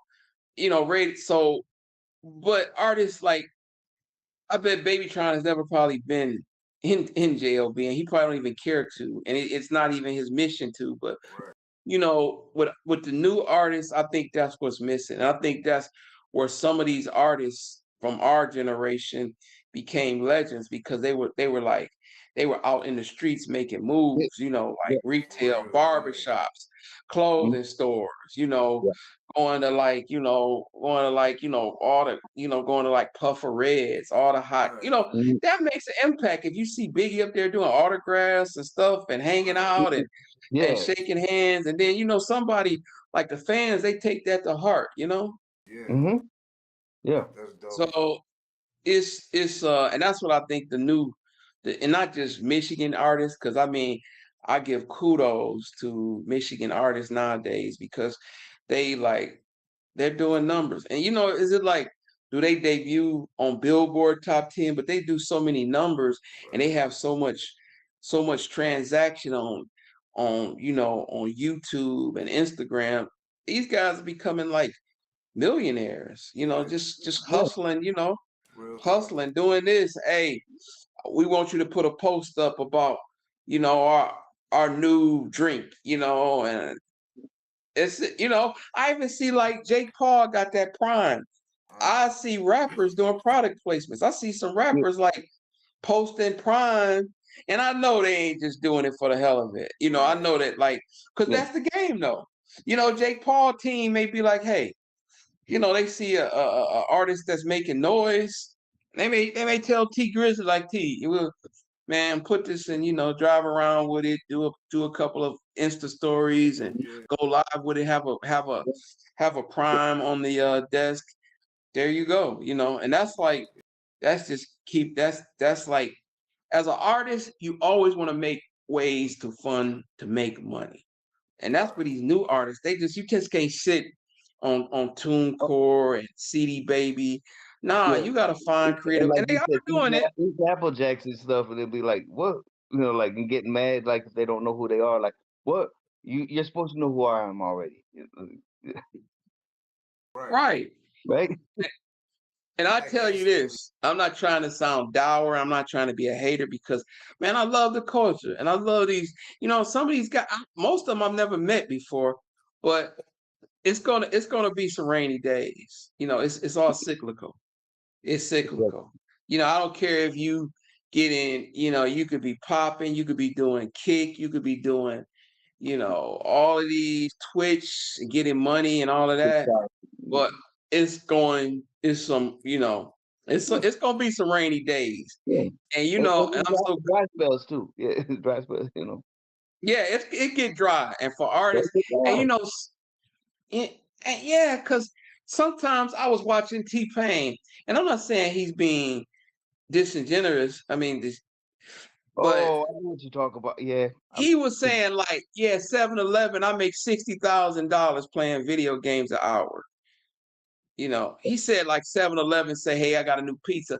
That probably is true, but that's probably 3 or 4 times a year. It's not like that, you know. And then these artists, and that's why, like, man, I love, like, talking when I get in a situation where I talk to artists, because, you know, when you think of that, like, damn, man, T-Pain is making $60,000 an hour, and I ain't shit. I can't barely pay my rent. And, you know, then that kind of fucks with an artist, you know. I mean, really. And so we gotta like really kind of, and me being like, I'm an elder in the game, a young elder, but outlive the dumb shit. Yeah, but it get to a point where, you know, you gotta like have a dose of reality with everything. You know, it's like, you know, and you know, and I'm glad we at an age, and like when I first started off, I wasn't griping, but you know, like brothers like Esham and Champ Town and with the Tricksters of the world, man, we really came through a lot of wars. We're not literally boom boom wars, but it was like it was a tough game. And you know, for us to still be like, you know, and hopefully, you know, he's trying to give me a pound. I seen one video where I seen one interview where he was ready to kick everybody's ass. I was like, damn. I was like, what? I don't know, man. If I see where he walked dude from Sterling Heights, we call his ass Baby Vlad. We don't really Baby Vlad, he don't really. He say he ain't never even seen Crush Groove, so we kind of don't even consider him. You know, he wanted to come on our platform and shit, but we. And actually, it's youngsters who even knew about the movie that were even younger than him. So that's the sad part. Right, and that's what fucked it up even worse. So they knew hip hop. He didn't. So it's like, what are you doing here? Right.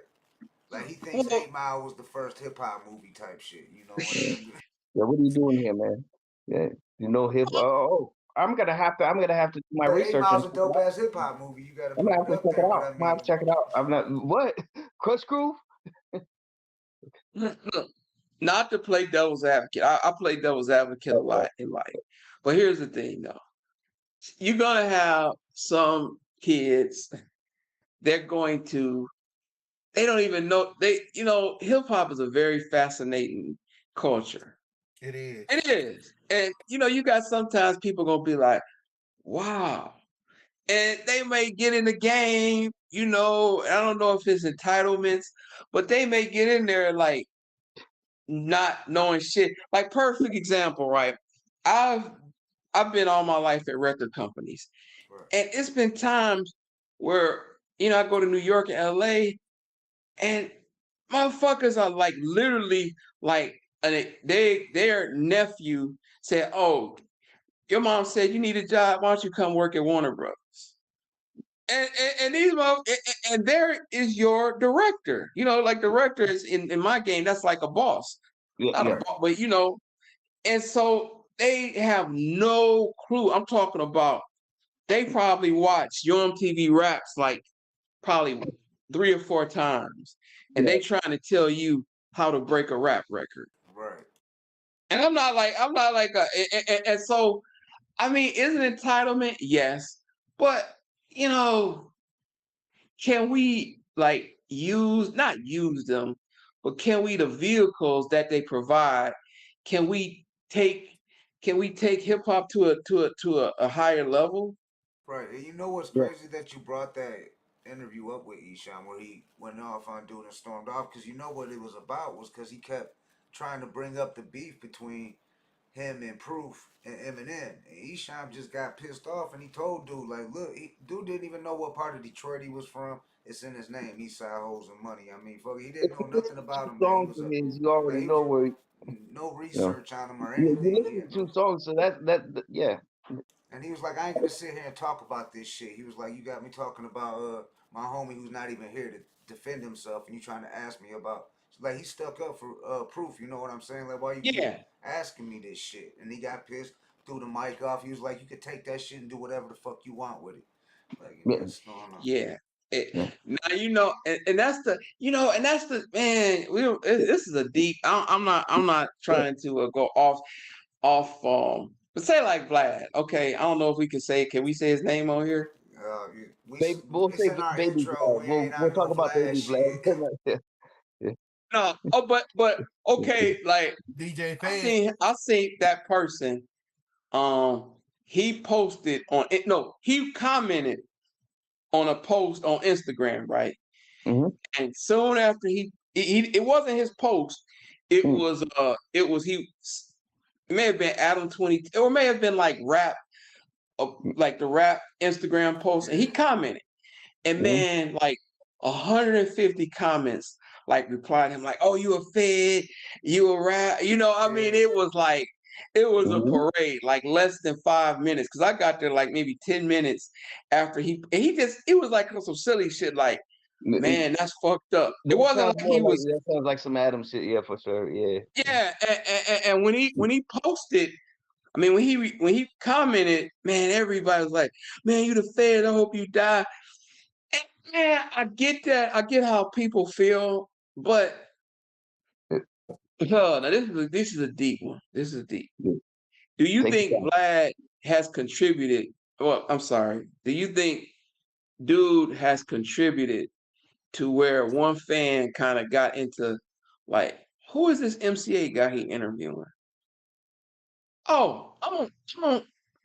MCA is far as fuck. You know, when he come to town and the person, if it's just one person, and he starts fucking with MCA. I mean, yeah, of course. I mean, 'cause this is a very hot topic in our culture. You know, all of us involved. This is a very hot culture. You know. Yep. Yeah. No, I'm asking you, what do y'all think? I mean, what do you? No, I get what you mean on that. That's.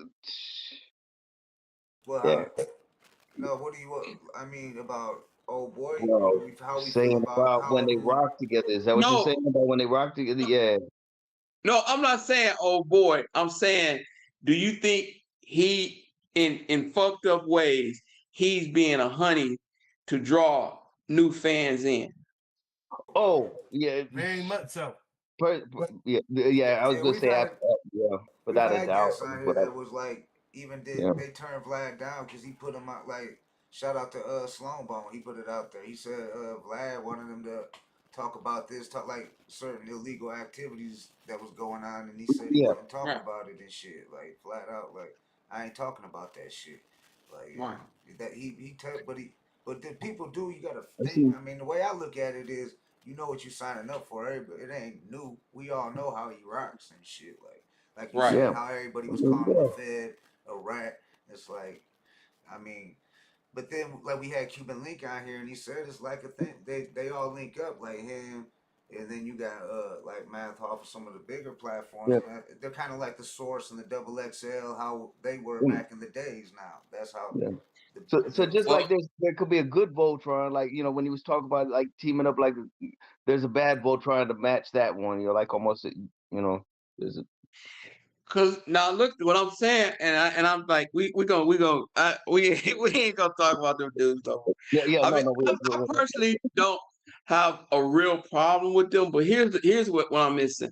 Like, thanks to you guys, your platform, we need more platforms though, because honestly, when we were like in the game, man, we was talking like total, and it was pop, but TRL on MTV, Yo on TV raps, we have none of that no more. Right. We just got Instagram, pages, but and like I said, nobody is going to the Breakfast Club to find new music, to discover new music, right? They go in there it's either a rapper who got gripes, or it's either an R&B singer who got who fucking everybody in the world, or it's some bullshit. It's like it's almost like a gossip show. Right. All due respect to them, but Enquirer, but podcast style. Yeah. National, what? Like National Enquirer, but podcast style. Yeah, exactly.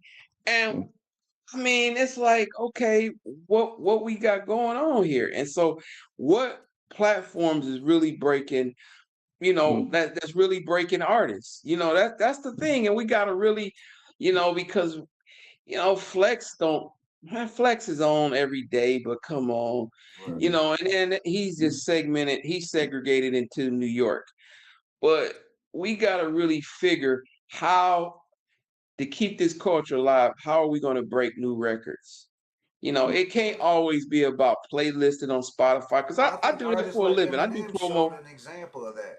Like, I felt like he could have handpicked anybody, young artist out of Detroit. That's why I asked you about Baby Trying, because I felt like he could have handpicked any young artist, knowing that I'm finna put this young artist on. Once Eminem puts you on the track and does a video like that, he's putting you on the map. That's getting seen by the whole world. The whole world's gonna want to know who you are now. So when he picked Baby Trying, that's why I was like, and I thought it was dope. I mean, I know there's millions, not to hate. Well, he likes Baby Tron. Now I gotta tell you that I'm not trying to break the murder, but he fucks with Baby Tron.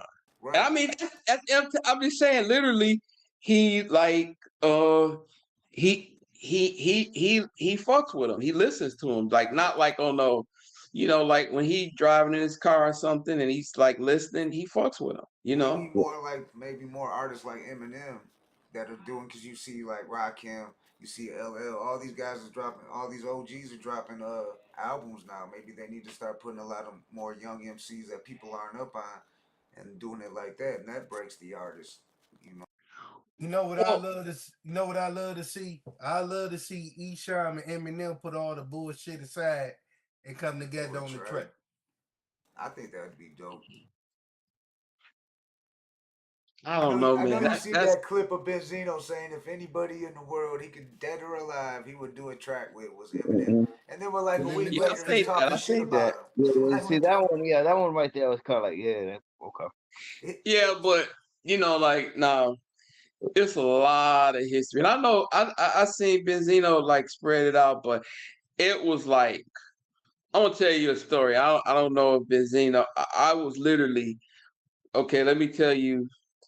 This is all fact. I'll tell you how it will really put a bitter taste in everybody's mouth, and really like, okay, Benzino and Dave Mays wanted Eminem and D12 to do their award show, and it was in Miami. Now, this is real talk. I was in the private jet. I was managing D12 at the time. Yeah. So we get down there, and we come in, and we make a special trip, because we was like doing a lot of shows. And we said, Interscope said, look, Benzino and Dave Mays, they're very important people. We all knew it because we was all over the Source. And, Proof had won like rap.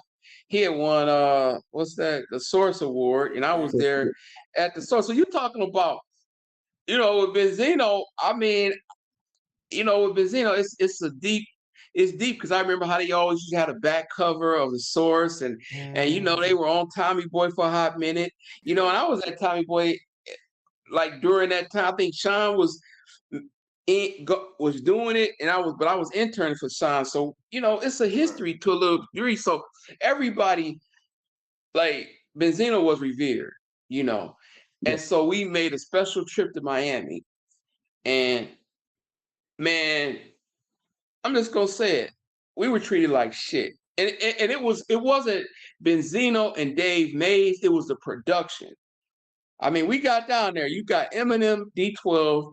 We flying down there. We make a special trip on a private jet to come fuck with him and pay them their homage. And it was to the point where it was so like it was not good backstage. It was not a good. It was not good. And so we did the show. We did the awards, but we left like it was like it wasn't like no gangster shit. It was like on some production tip. It wasn't like Benzino came out or Dave Mays came out and was like, yo, this is some shit, this is some, once again, I'll put my name in this. I'm Mark Doughboy Hicks. I mean, I'm just saying, if it's like, if something comes up, and we left. We got back to Detroit because we had a lot of shit cooking at the time, and I think that's when it all went to hell, because it was like, like imagine you guys invite, like, I don't know, like let's just say, once again, I'm not being superstitious, you invite Babytron to an event, and it's all cool and love, and then something happens in the production aspect of it. Yeah. And y'all have a falling out. It ain't nothing like they like, Jay, man, you an asshole. You fuck my girl or something. No, it was just like some production. It was some production clash of stuff like for the event. And then y'all got a bitter taste. Y'all like, Tron a big ass asshole, man. Fuck him. Not to say all the respect to Baby Tron. I'm just saying it. And so you good. Then it gets to the point. It's like, and I remember that was like, then it got to the point where, okay, we're about to take it to another level. And then it became like, once again, it wasn't nothing physical. It was just like, okay, it became like, okay, we're gonna start shitting on them. We're gonna start doing this, we're gonna get it became ugly, man. And that's, I mean, it was like the Source sent, what's that girl, that editor, and I should know her, what's her name? Angela. Yeah, hold on. You know who I'm talking about? I know what you're talking about, yeah. Everything that came to it was flying here to find dirt. Mm-hmm. You know what I mean? That's like they dug deep. Yeah. I'm gonna tell you an example, and we're not gonna reverse back to that situation. That's like if dude in LA said, man, you know what? Them guys be talking shit. Man, I'm gonna pay somebody 2 weeks to go find all the dirt on the motherfuckers. Right. Yep. Now that's keeping it real. I mean, that's and so basically it was an attack mode. It was like, damn, Yeah. And then once again, magazine, that CD came with it. And, yeah. Oh yeah, no, and once again, I just gotta say this, bless the dead proof, and I mean, I'm not speaking for Paul Rosenberg, but he's a dear friend of mine. But Eminem, man, everybody fucked with the Source in our age range. That was revered. I mean, it was like, the Source was the Bible. So it wasn't like the monthly Bible. If you were hip hop, that was your religion. Hip hop's your religion. That's the Bible. Monthly. Exactly. That was the final call, so to speak. The final call of. Yeah, you're right. Exactly. So I just don't, and I don't think Benzino did it, but it's sometimes where, it it wasn't like M woke up and said, fuck the source. And it was kind of interpreted like that, you know, and I'm not trying to, you know, besmirch, you know, Benzino's name, but if you like read the source and kind of like, it kind of got up like, it just flips. Like, and I'm here to tell you, it was some behind the scenes production issues, you know, and it wasn't like, it wasn't like, you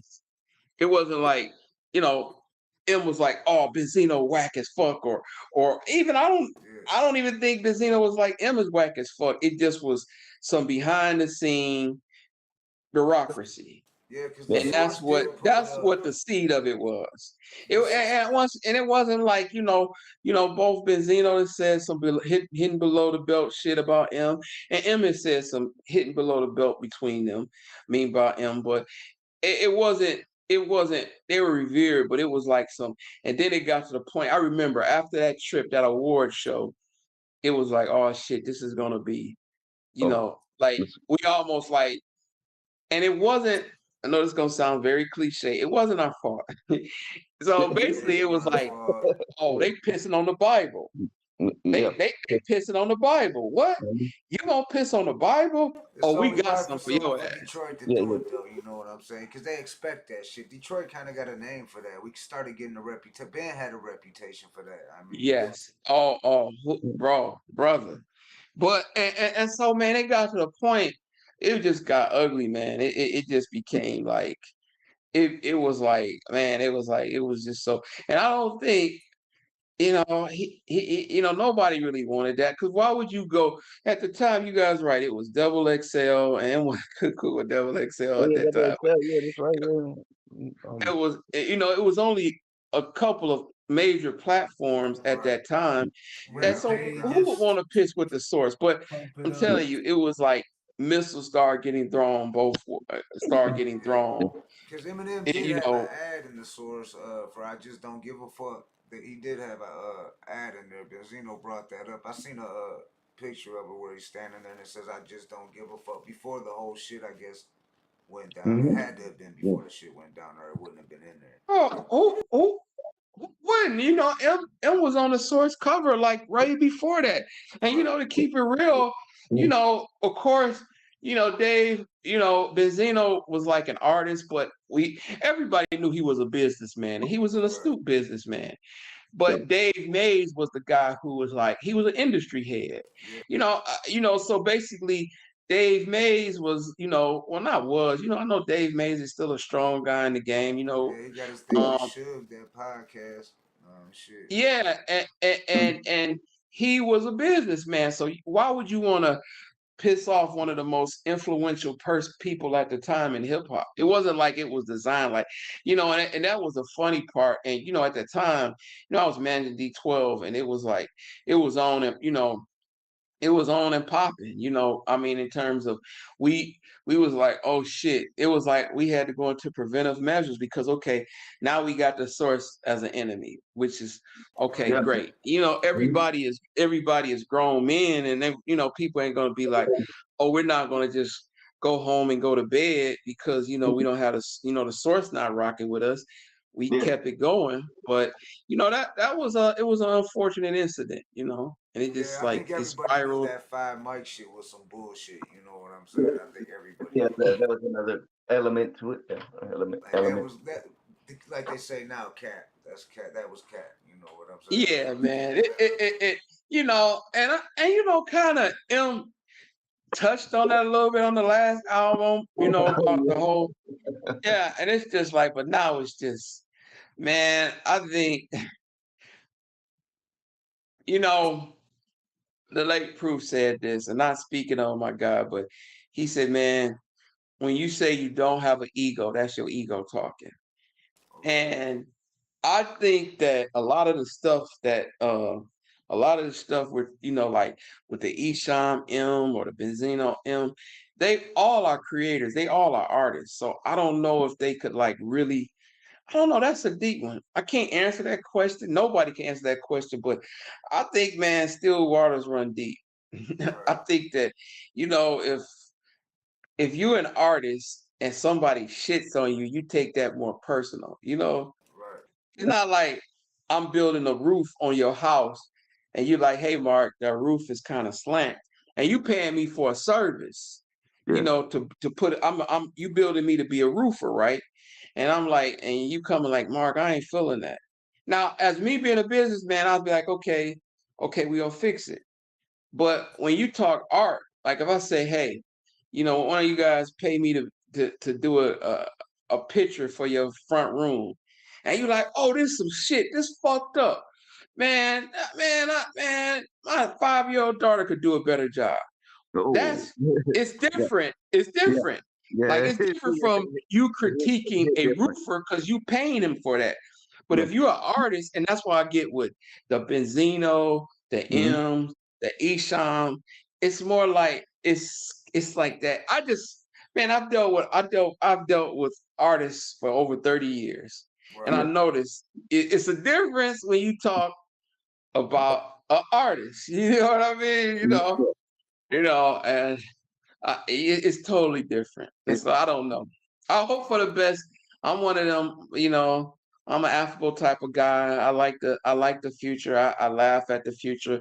You never don't know what's gonna happen in life. But when you're dealing with artists, it's a whole, it's like all bets is off. Right. It's exciting to see, it's exciting. Maybe it'll be like that movie, that Martin Lawrence movie, A Life or something, where at the end they all get cool and stuff, and they go to a baseball game and have a beer. I don't know, We were just talking about with Jay Nutty from Rock Bottom about that 4-2 Doug concert, how that shit was like a beautiful thing for Detroit hip hop. Oh, that was beautiful, man. And Doughboys Cash Out and Team Eastside come out, and they was like, everybody was cool, you know what I'm saying? It was no drama, no beef, and it was all love. And they were talking about, we asked them, what about a Rock Bottom Street Lords?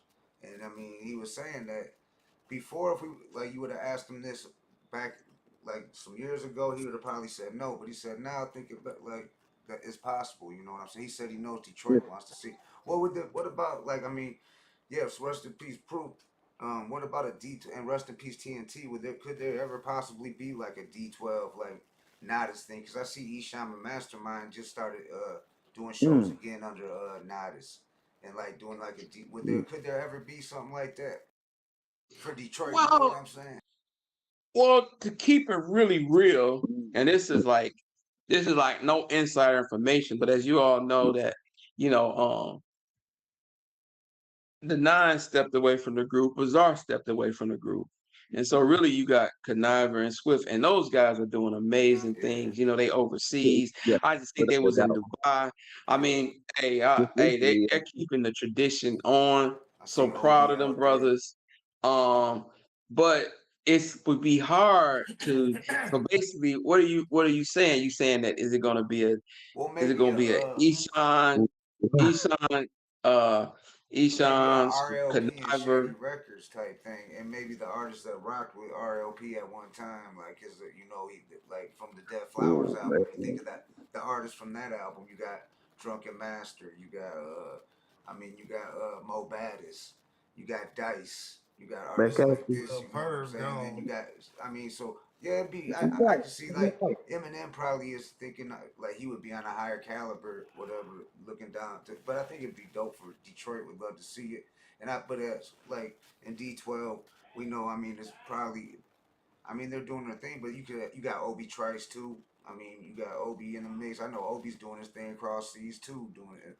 So right, yeah, they are, yeah, and it's kind of like I said, man. It's a crazy dynamic because you seen how when M did the Rap God video, he had everybody from Vicious there. He had, I mean, if you look at that, it's even a mural, downtown about that whole thing, and but I got a picture. I think really, I'll say this from what just my eyes, and I hope I'm not overstepping. I think M is at peace. I mean, he wants he just wants live and let live. Right. He really is he's at really a tranquil state. I mean, man, when you like sit down with him, he's just in a peaceful state. He's really in a serenity part of his life right now. Right, right. You know, I mean, seriously, he's not like, I don't even know if he would want, and I'm speaking for him, I'm not, but sometimes people don't want that confrontation in their life. It's like, say for instance, if me and Jay, if it was some issues, and I'm thinking like, man, I want to sit down and have a beer with Jay so bad and kick it about the old times. But you like, man, Jay gonna bring up that old bullshit. I'm just saying, I would say you would do it. I'm not character, I'm not beat up on you, Jay, but I'm just saying. So sometimes people just be like, you know what? I'm just gonna keep my whole attitude in a serenity mode. Like, I wish the best for them brothers, but I don't know if I want to. I don't know if I want to tangle with that energy in my life right now. Well, I mean, like you look at Bizarre. He's an example of like he was with the D12's camp. I know he still rocks with D12 and Eminem, but he's rocks with the Juggalos too. Rock with King Gordy and them. I was at a show at St. Andrews. I got up there and spit. They did an 8 Mile style. They called it the 8 Mile style freestyle battle, and I was one of the contestants in the battle. I was on some drunk shit though. We was up there with me, Dice, and Smoking Joe. I wasn't even supposed to get up there. Monoxide, our Jamie Madrox was just handed the mic, and I grabbed that bitch and jumped on the stage and shit. But yeah, it was Bizarre. King Gordy, they were doing that shit with Lars. You know what I'm saying? It was all juggalos in there. I'm not a juggalo, but no hate on the juggalos. But it was all juggalos in there. You know what I'm saying? I'm like, damn, like Bizarre's was with D12 at one time, and now he's rocking. He got it was the Shelter. It was the Shelter was sold out. With Juggalo down there it was mostly juggalos. Well, Jay, you bring up a good point though, and this is where you bring up a hell of a point. You got to remember, and this is from the heart, and this is being with them guys. Man, all members, the 6 members of D12 was all different, was solo artists. Right. Well, Vaughn and Denon was the brigade, but every one of them have their own. It's literally like, what is that? Come on, y'all, help me out. Not the X-Men. What is this shit? What's the Marvel with Iron Man and Spider-Man? I should know this, man. I watched that all last year. Huh? Oh man. Well, I mean, I was even thinking of the Justice League, but I know it's not that. But it was. No, but I'm talking about when they all together and they had all these movies. What? But I'm thinking almost like the Justice League, like that thing too. But yeah, the Avengers. Avengers. Yeah, Avengers. Yeah. And so you got to remember, man, and I'm talking from, my experience. And once again, Swift, Vaughn, Denon, Bizarre, they all can tell these. I'm just talking about my interpretation of it. They were all talented brothers. They were very talented brothers. And shit, I love them brothers so much. I gave up my promo company, and everybody and their mama knew I was doing promo. But Proof was like, man, you want to be a part of this? You want to be 1/3 of this management company with Rico Shelton, and it was another guy I don't want to talk about, but Rico Shelton and us and me, we when all the smoke cleared, we were Dirty Management, and that was the name of our company. And it's like each of those guys like had their own abilities and their own, they had their strength and their weakness. So when you say that about Bizarre being at the Juggalos, I could everybody in the camp would agree with that, because they're their own people, because Spider-Man is gonna do something that's like that Iron Man wouldn't do, right? So yeah, that's really the whole essence of D12. And D12 was like 6 MCs and they have an alter ego, because we were like we couldn't get it trademarked Dirty Dozen because it was like a Tijuana brass band. But the initial group was called Dirty Dozen because it was 6 guys and 6, and unfortunately Bugs left us right before the explosion. Well, he died like when the explosion was happening. It was so crazy. He died like the Friday before Eminem's first concert at State Theater Fillmore. He died on that Belle Isle incident. But and he was, you know, he was supposed to be the original one, and then, you know, Swift came in. Right. But it's so yeah, each of those guys had their own character, you know. Yeah, I mean, hence the title of the group. You know, like I mean, of what the meaning of the group. Yeah, for those who Right. No, I Yeah, so remember I was locked up in the had joint and I superpower, seen had a D12 superpower, on like 106 and equal to Park. yeah. I seen him on 106 and Park. And this whole time, I'm in my early 20s though, but this is like a 99, 2000, maybe 2001. I can't remember, or 2002. I can't remember. It was early 2000s. I remember they asked D12. They was and M was with him. There was the whole crew. The whole crew was up there, and they was like, well, I thought the whole world knew about Devil's Night. And it was when Devil's Night had just dropped. Because I was in the yard bumping that shit. I ordered the cassette tape from Pack Central when that shit dropped. But, because I was trying to stay up on hip hop as much as I could while I was locked up. And fucking D12, I copped that right away. But I remember I'm asking D12, like, about Devil's Night. In New York, I'm like, they didn't know, they ain't have a Devil's Night. And they're like, it's a night before Halloween where we fuck shit up in Detroit. Let me tell you something. We got tired of explaining because, you know, either, you know, Rico did a lot on the road, and when I was on the road, but Rico Shelton did a lot of the runs. But man, they would ask that question like over and over again, you know, because when you're on the road, when we were like, you know, we kind of like we was kind of making some noise at that time, and it was like we were on the promo run forever, and you know they would always ask us that. So somebody in San Antonio, what's Devil's Night? And we like, what the, you know, like what the hell, you know? But It yeah, was worldwide. Like I remember back in the days the West Side trying to compete with the East Side on fires and shit. That shit used to be wild. yeah, right. That was. But now it's Angels Night. They changed the narrative, but it's still it ain't like it used to be. It's nothing like it used to be. I mean, so Detroit has changed a lot.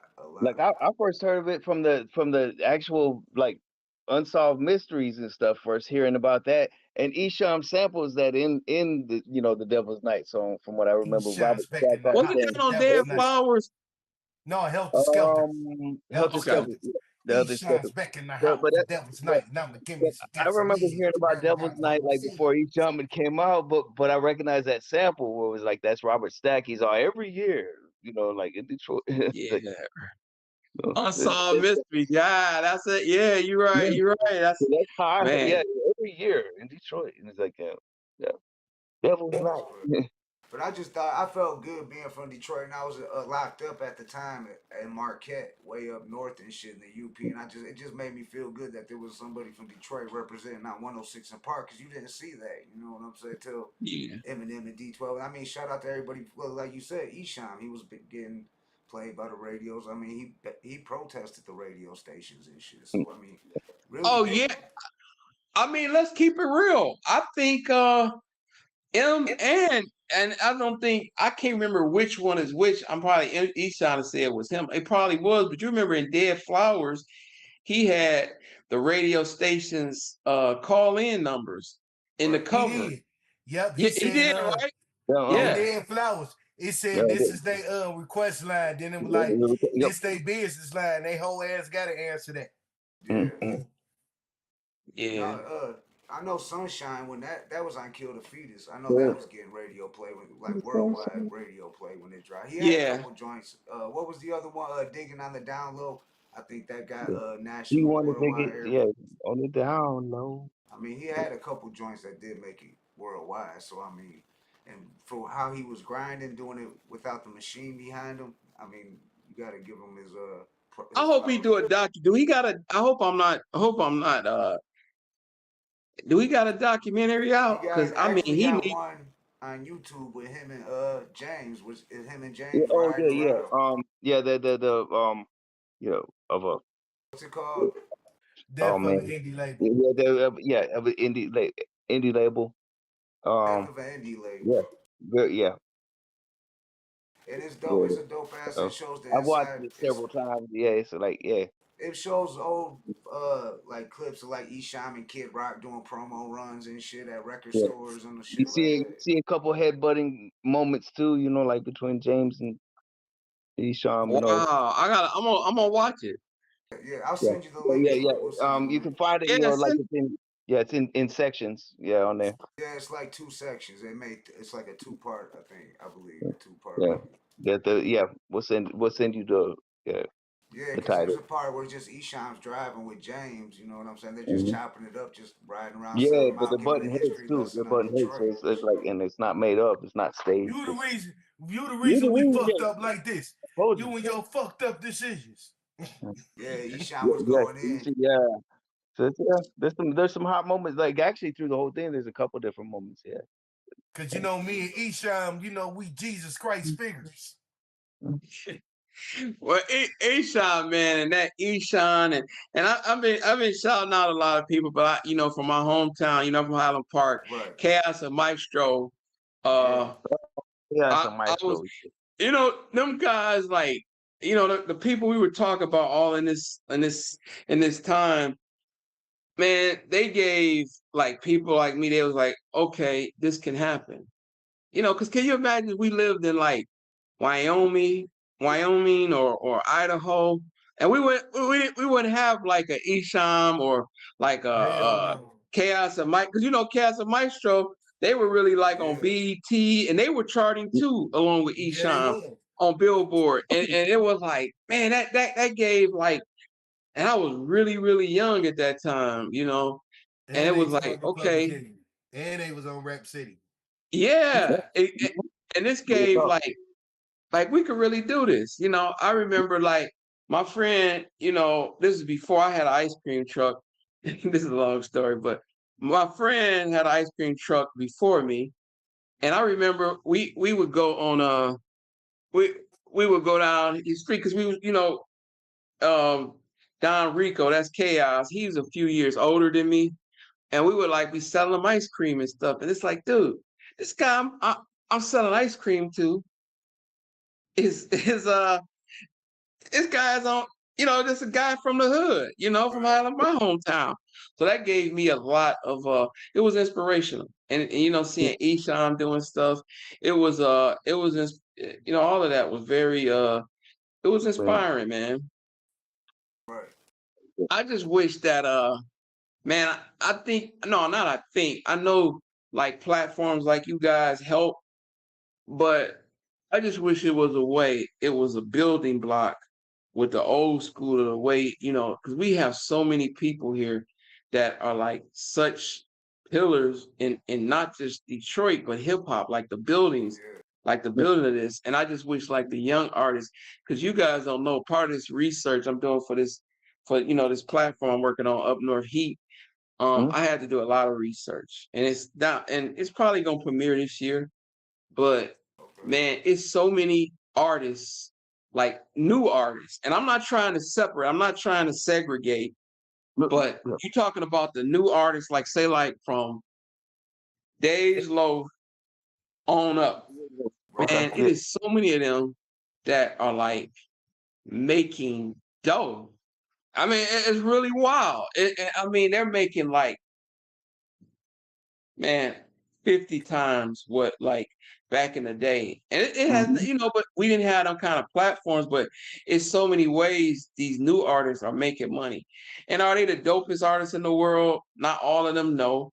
But it's just like they're really growing into something. And like, as us being, you guys are like interviewing, and you guys are following the beat, and you guys are paying homage to the to the beginning. But it's just, I wish it was a way to connect, because these guys don't even understand I don't even know, to be real with you, and this is all speculation, but I don't even know if like some of these new artists that's like probably 25 or under, do they know the impact that Esham made? Right. Do they know he's like the godfather? He's like one of the godfathers. It depends on how their musical upbringing was, because surprisingly it's been a lot of guys like 24, 25, like, you up on Esham? I'm like, man, I've been listening to Esham. Yeah. Oh man, that's all my daddies and my uncles listen to. I didn't even know he was that hard. That's because kids nowadays, they growing up. Their parents are listening to rap music, hip hop. You know what I'm saying? So Yeah, like my kids like the all knew the youngsters we words to had on Boys here, in you the know, like Hood, shout out and to they learned how to YLG and talk. stuff like that, you know. Their folks, you know, their folks was up on hip hop and everything. YLG, you know, shout out to them when we had them on here, you know. And you know, so yeah, like And I definitely love jumping in the ride and hearing after my 20-year-old son was driving and he's got turned up loud as fuck, dating family, what's on my mind and shit. Ah, And damn. that shit makes That me was a feel proud moment, right? yeah. Like I feel good when I hear that shit. Like yeah, because he's an NBA YoungBoy fan. He's a big time NBA YoungBoy fan, but he also is an Eminem fan also too and shit. So I mean, and Baby Tron, he's actually the one who originally put me up on Baby Tron, even though I knew who his pops was. I didn't realize Baby Tron was making noise like that, and I was like, damn, he's doing it. He's really doing it and shit, like getting millions of Yeah. views and all that. Like, yeah. and no, Well, I like he mean, put like me my up. proud moment, yeah. My son, he's like, hey, can I play a couple songs or whatever? You know, I let him do it, but it was like he put X Clan on, so like, Yeah. No, that's Hey, what it is. As he's the we need to word just to teach the the youth, brother, I you know, think, like all right, as OGs, as parents, like teach them the hip hop. And I mean, my son ain't out there doing what the Dayton family's talking about doing. You know what I'm saying? He ain't out there on that tip. He ain't out there gang banging and doing all that shit. So I mean, he works and he takes care of his business and shit. So I mean, he's not being influenced. Like that's what I always say. Like they try to say music made like that. They tried to blame the gang shit. Like when gangs started coming around Detroit. But I'm thinking like I was already listening to rap, and it was like East Coast, like New York rap, which wasn't gangster rap. And the gangs was already around. They was already out here and shit. So I mean, you can't blame it on the music. The music didn't do that shit. Like no, I well, mean, I will say this though. Now, if you guys could agree, I don't know if you guys gonna agree with me or not. You remember we had, and I was just talking to one of my close friends about this today, right? We had Poor Righteous Teachers, we had X Clan, Public Enemy. That was okay, right? But do you guys remember when the Chronic it came out like a nuclear bomb and just shit it? I mean, literally, that was yeah. It did. It like it was literally a nuclear bomb, and all the Poor Righteous Teachers and X Clan, and I could go back like you. Lakim Shabazz. Yes. I remember Like memorizing Snoop's verse to Nothing But YG. a G thing, word for word. I was like 16, 17 when it dropped. And I remember memorizing every single word that Snoop said in that. It's the capital S and yes, I'm fresh and double up. Because I was like, damn, he's spitting on this bitch. Like, I knew him from the Deep Cover soundtrack, but I really didn't know Snoop like that to the Chronic and shit. And it was like, damn, Man. Snoop probably... Man, oh man. If it wasn't for Snoop, would the Chronic bang like that though? If Snoop wasn't on Poor it, Righteous Teachers right there. Yeah. would the Chronic still be the same without Snoop? YZ. Even though there was a lot of legends, Rage. I mean, I know DLC, our homie DLC, shout out DLC. He wrote a lot of music and shit for it. But that was so sad, man. That was like, and I that heard he's heart. doing a movie. A documentary. Yeah, he's just said he's worried about which door to go through because he ain't never went through them doors. You know what I'm saying? So he said he don't know which door to that go to me is through. one of my top MCs. To me, is DLC always been. Yeah, it was definitely an honor having him on. I mean, DLC. You know what was so crazy is it wasn't sad, but it was like, damn, I was on the up, I was managing D12 at the time, and Dre brought DOC out. He was part of the crew because he was writing and stuff, and it was just so crazy. That was my first, I had never met him before the Up and Smoke tour, and it was just seeing how his voice, it was almost like, he would be, and once again, I'm not saying it's violins, but he would be like on the, watching from the curtain and just seeing all this shit happening. And I'm like, dude, you're the DLC. You had that album that was fucking a masterpiece. And then he like drove one day and he messed up, he injured his throat or whatever. But it's just crazy that happens to us. I mean, that happens a lot, but that's life, man, Yeah. Life was life at that time because man, he was on his way, man. Yeah, No, I see like they're talking in it. Go ahead, Blatonio. Go ahead. I was just gonna say the GOAT in my book. That like without a doubt. I don't Yeah, care what big nobody ups. say that. You know, I He was wrote glad I Easy got E's that off very my chest. first Actually, radio hit. the man He himself, wrote that. I said he reminded me of like I was like everybody always used to run the Rakim and stuff. Like who's the best MC and stuff like that. And I was just like, only thing closest to me was always DOC with like the Rakim of West Coast. Yeah, that album was, Yeah. man. Do you remember even the features or the one time he would show himself? Mm-hmm. It was like maybe he was on like one or two side projects. It was like amazing, NWA and the Mm-hmm. Posse. He said Yeah, that was man. just tracks they threw together. He didn't even know he was on that until they Yeah. threw it together. It's it, NWA and the Posse. Yeah, man. They just Yeah. threw that together. That was tracks they already had recorded and shit, and they just Mm-hmm. threw that shit Yeah. out. I see somebody said RBX was the hardest on the Chronic. Christopher Jordan. RBX was dope. I mean, RBX had his moments. He had his moments. This is my opinion. He had his moments on the Chronic, but really, I think Snoop stole the show. Yeah, I think And wasn't it you, Rage. brotherkingx, that was telling me that the Chronic was supposed to be the like the intro, the coming into the doggy style, like the It was the intro. It was the introduction to doggy style. Which makes sense. And What you mean? What the intro? You lost me. The Chronic album was actually the introduction to Snoop Dogg, to doggy style. Oh, the order they was gonna. Yeah. Oh, okay. Precursor, is that what you mean? Like the precursor? Yeah. Like Yep. Well, yeah, I could see that, but man, it was a lot riding on the line with that because you remember how that deal went down was that Interscope had to share the pie. It was almost like damn near like a pizza pie, and you had to Easy still had got a piece of the Chronic. Interscope had got a piece of the Chronic, and then Priority had got a piece. That was a very I want to say problem. That was like a trigonometry way they had to divvy up stuff, and because it was between Atlantic Records and because Interscope was at Atlantic Records then, and so you had Warner Brothers, and then you had Priority, which is an independent. And it was like divvy. They was praying that record was gonna do something because Jimmy Iovine was like I don't think he was gambling, but if that shit would have went bad, because he had guaranteed Eazy-E all of that letting, because technically speaking, Dre was still signed to Eazy-E.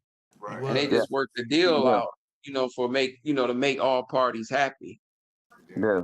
Cause Dre Day still in it. He's gonna make Easy's payday. I still think that's one of the hardest diss tracks ever. Is Real Motherfucking G's. That shit. Oh man. They don't make them like that. That ain't like the Drake Kendrick shit. That was some whole nother level shit. It wasn't one of the most popular songs, but man, I would say every week I gotta listen to 100 Miles and Running. Yeah. I don't know. It's just like I be working out a little bit now, and it's like that's like a motivational. That 100 Miles and Running, man. Man. It has some positive words on that song. 100 miles and running. Yes. Shout out to Aaron Thomas in the comments. He said, "Great job, Mark Hicks, Mother Vegas." I think he said. Oh, hey man, what's up, brother? Yeah, that's a good brother, man. Salute, family. Yeah. No, I was just trying to catch up on some of the chat. I see people was hey, Mark, I got a surprise for you, brother. What's going on? I love surprises. It's something that you and everybody who know I've been doing music for years have been asking me for. Okay, what is it? A radio edit. A what? I got a radio edit. I got a song that's completely clean. Right. Oh, send it to me. I sure will. Just inbox me your email and I'm gonna send it right to you, bro. Okay, let's do it. All right. ain't none of my new music I've been cut the music. I've been cut the cussing out. I've been stop fucking with the wicked shit. You know what I'm saying? I just been on this righteous conscious music for some reason. That's what I've been feeling. Well, you're an artist, man. I mean, you also, you're in the media, but man, you're an artist, so you're a creator, man. You know. Right. Oh yeah, Aaron, I gotta drop and say this. Aaron Thomas, he said he's personally inviting everybody on that's on the platform right now to Hamtramck. Labor Day is free. Esham's playing with Jack White. So I heard about that show down at Hamtramck. I didn't know exactly what day, so it's on Labor Day. He said we're all personally invited. Damn. Might see you there, Aaron Thomas. Shit. I was talking. I heard about that show. Like Esham was doing a free show down there. Oh, that's wild though.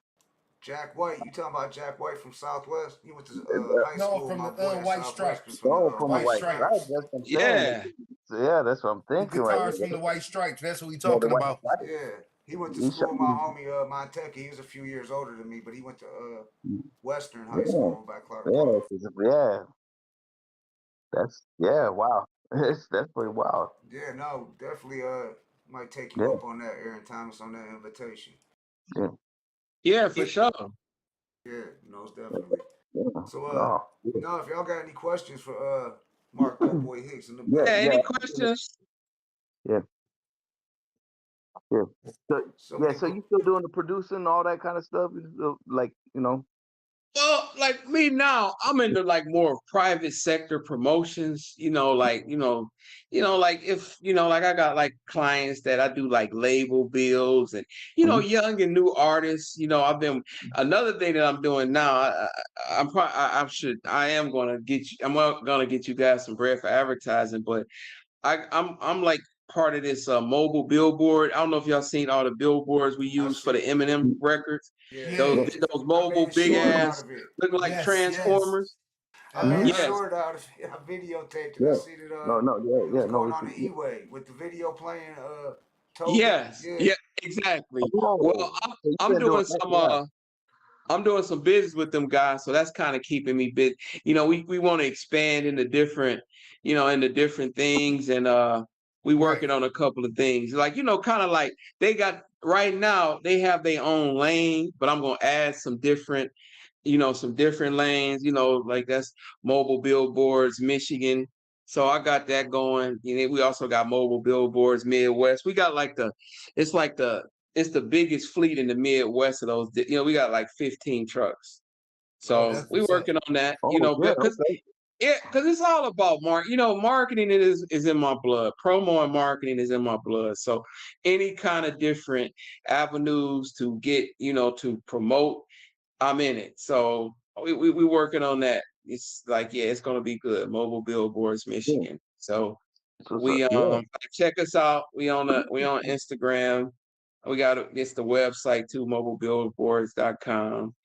And I'm just doing my thing, man. I'm I consult with a lot of people, like even like, I don't want to say pro bono, but I help with the proof of state, but that's family, and a lot of people don't, and I don't like, I'm just more of an uncle to Nassan, and I like consult, but it's just like, I just want to make sure Nassan is right. So, I'm helping him out, helping him out, but, with his project, giving my, advice, tutelage, but it's just great, man. I could like, I'm at a time in my life where I don't have to like advertise in the yellow pages. If it come to me, it come to me. If it don't, it don't. Hey, it is what it is. That's what's up, man. Yeah.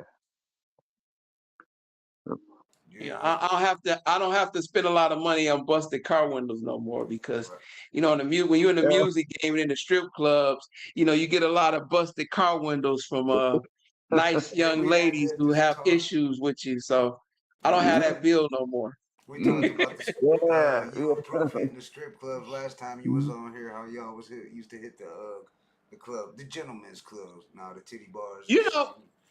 What I'm hearing about, man.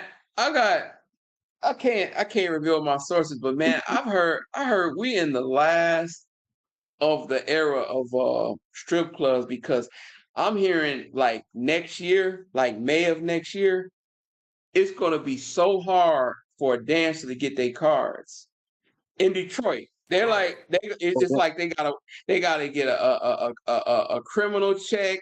They got their taxes. It's like on some socialist shit. They like so these dancers are about to catch hell, and it's like, and I think it's Wayne County, and so they're gonna almost have to like get a real clearance, like they fucking being an FBI agent. So a lot of the dancers are not gonna make the cut because I'm hearing like, the strip club market, they know this is, of course they know it's coming. So a lot of them is probably going to be merging and and some of them are just going to close because they're not going to have dancers because they're going to make getting those dancer certificates like, you're going to have to go through. When they did those things. What it is, let's be real. Hey, let's be raw dog about it. What it is, they know them hoes and they're selling pussy and the government won't they cut. Right. That's all it is. That's all it is to it, bro. The government won't they cut for them selling ass. But shout out to the state. In the champagne room. The champagne room. There's no sex in the champagne room. They know what's going on. They ain't stupid. Yeah. Oh man, I can imagine the first one who gets her card, she gonna be like, "I'm 00 No, heaven. I think in the suburbs you don't need one. I'm 00 in the suburbs. It's only in Detroit. She got her card. Right. I'm 00 heaven. No, shit. That don't make no sense. There's a lot of things about Detroit, the government, the politic parts that don't make sense. Like when you think about it. Like but that's crazy. But in places like Vegas, it's already been like that though with the strippers though. Well, they got the different, That's like Canada, Windsor. That prostitution is legal over there. Yeah, like Vegas got that shit, And see, and that's what they get ready to do over here. That's why they get prepared to do that. They might as well then.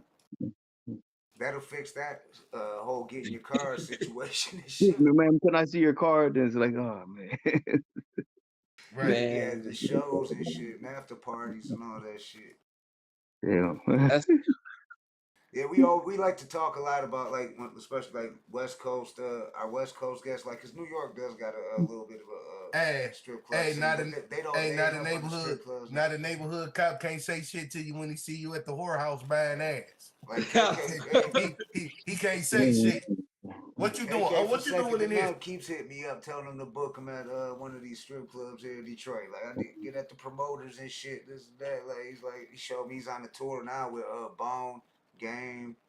I forgot who's all on the tour. I showed you this flyer, Brother King. Who was all on there? I showed it to you too, Blatonio. I think there was a lot of big names. Sugar Freeze on it. Yeah. Oh yeah, you know what? My guy, Brother Rock, sent me that, was like, y'all need to go to that show.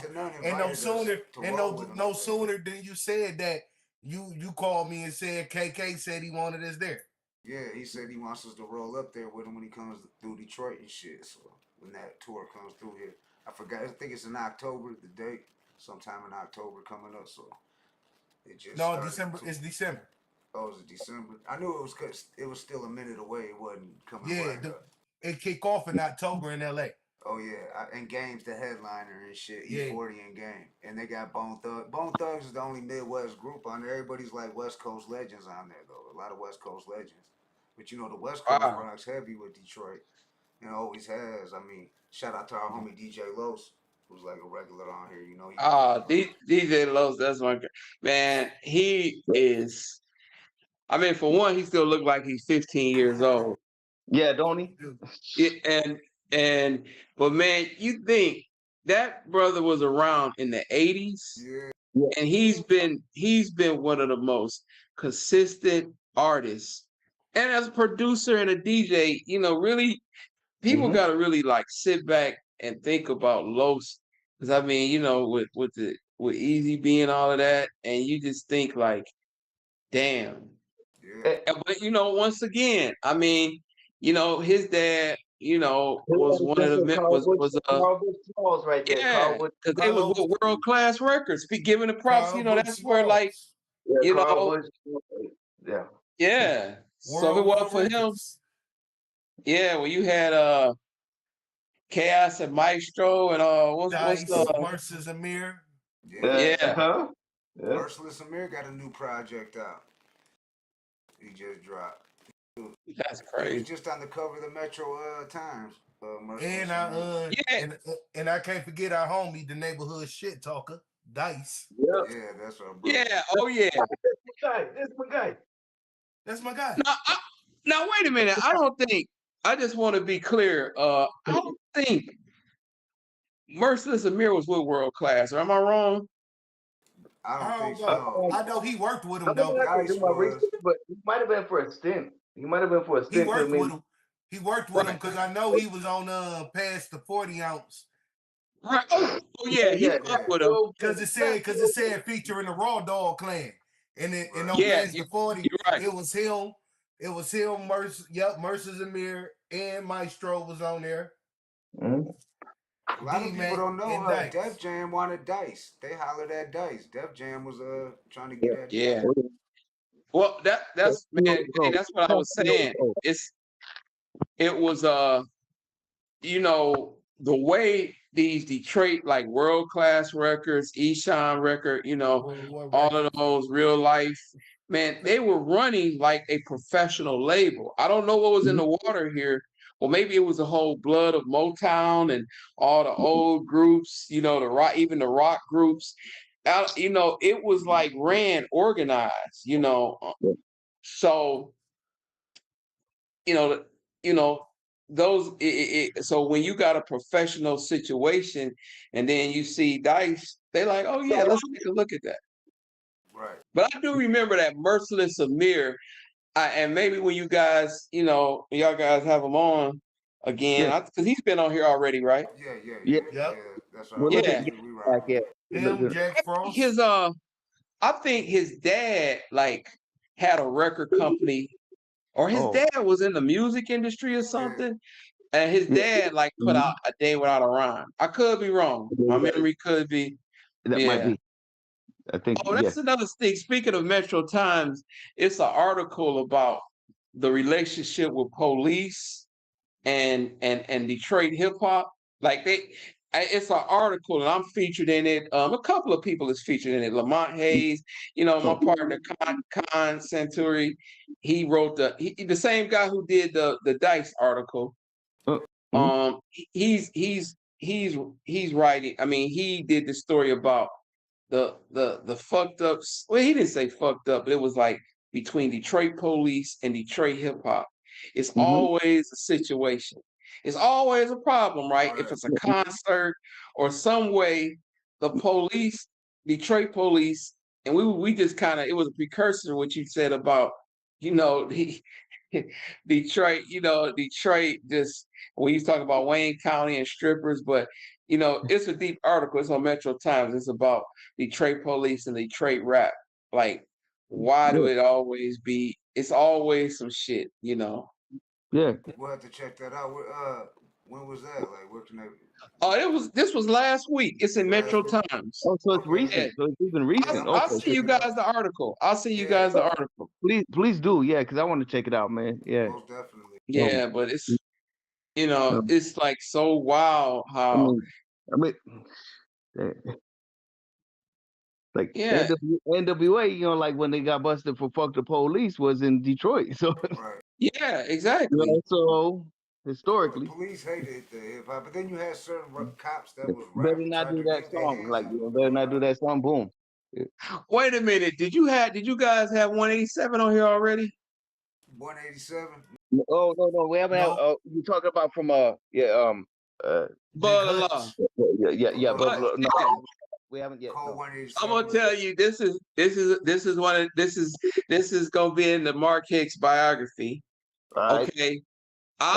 At Above the Law was always on Ruthless Records, and then they went to Giant, right? Yeah, they're on. They went to Warner Brothers too. Yeah. They was actually Easy signed them for distribution through Giant and Warner Brothers. Okay, so so when that was done, Tommy Boy gave them a big ass bag when they did that damn, I can't think. They did a 2-album deal. No, after they were on they did Warner. They did Warner Brothers, and then you remember they went over to Relativity and did Black Superman. Yeah, and then Ruthless was with Relativity then. But when they was done with that, Tommy Boy gave them a big bag, and I was working at Tommy Boy at the time. Okay. And well, you know, they hired my company to do Detroit. So lo and behold, like record companies be like, what's the 30 places we need to go when we hit your city? And so me, man, I was in my 20s, I was rugged and raw. I said, well, we got to take them to the Outcast and perform. It was like, yeah. Now, don't you know, this is a true story. I probably got the ticket somewhere. We go in there. We're about to do the show. We get raided.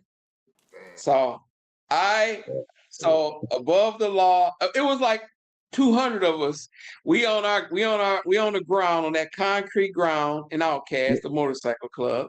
So we there on our knees, and they giving everybody tickets.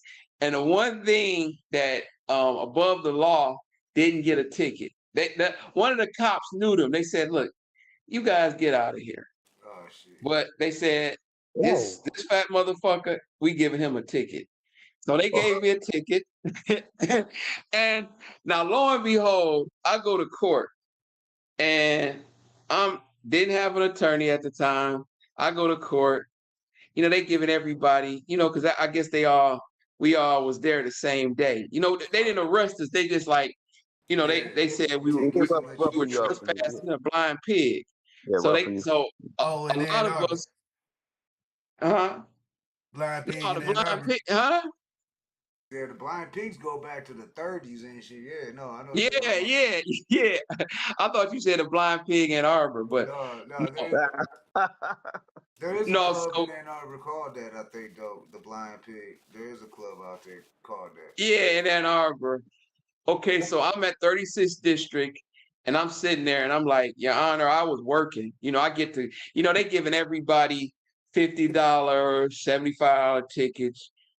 Me thinking I'm the smartest motherfucker in Detroit, I go up and say, Your Honor, I wasn't trespassing. I had a client that we were doing a promo at the Outcast. I wasn't ratting on about. I was like, we just did, you know, that was an establishment, and I took my artist there on a promo run. And the judge was like, all right, what artist was it? I said, Above the Law. The courtroom started cracking up, man. And I'm telling you, everybody got $50, $75 tickets. Man, that motherfucking judge gave me a $500 fucking ticket just for, you know, he was like, motherfucker, you so flippant with your shit. Yeah, that's what I'm saying. So you know, it's so funny. I didn't even, you know, I was, you know, because Khan interviewed me for that Detroit police. And that story, man, I forgot to bring that up when I was being interviewed by him because for the story, because that was like, and you know what's so funny, man? When I said it and the crowd and the court was like, everybody in the court was laughing. I was like, I'm fucked, but I even had to giggle. I was like, why would you say above the law? But I was like, okay, I'm in court, I'm gonna just above the law, yeah. And so that was one of my, I don't say one of my top stories, but that was crazy. But yeah, but man, Above the Law, man, I hated that KMG died, man. That's another one we lost. We lost him like 10 years ago. Yeah, man. Yeah. So good you brother. With Tommy Boy at the same time when Royce had his deal with Tommy Boy? Nope. You know what? Honestly, I was.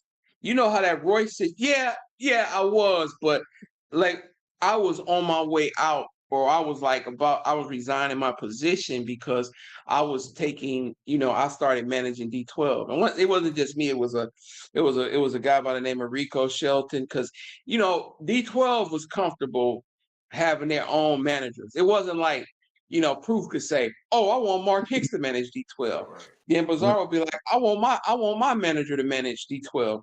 So we came up with like a organized. We organized it. So Rico had Swift. I mean, he didn't have Swift. He had Vaughn and the Nine as the brigade, and he had Bizarre under Federation Records. Because Rico Shelton, who I keep talking about, he was one of the owners of Federation Records. And, because Federation Records had the Ruckus, they had oh man, they had 2-Bit Mob from Ypsilanti.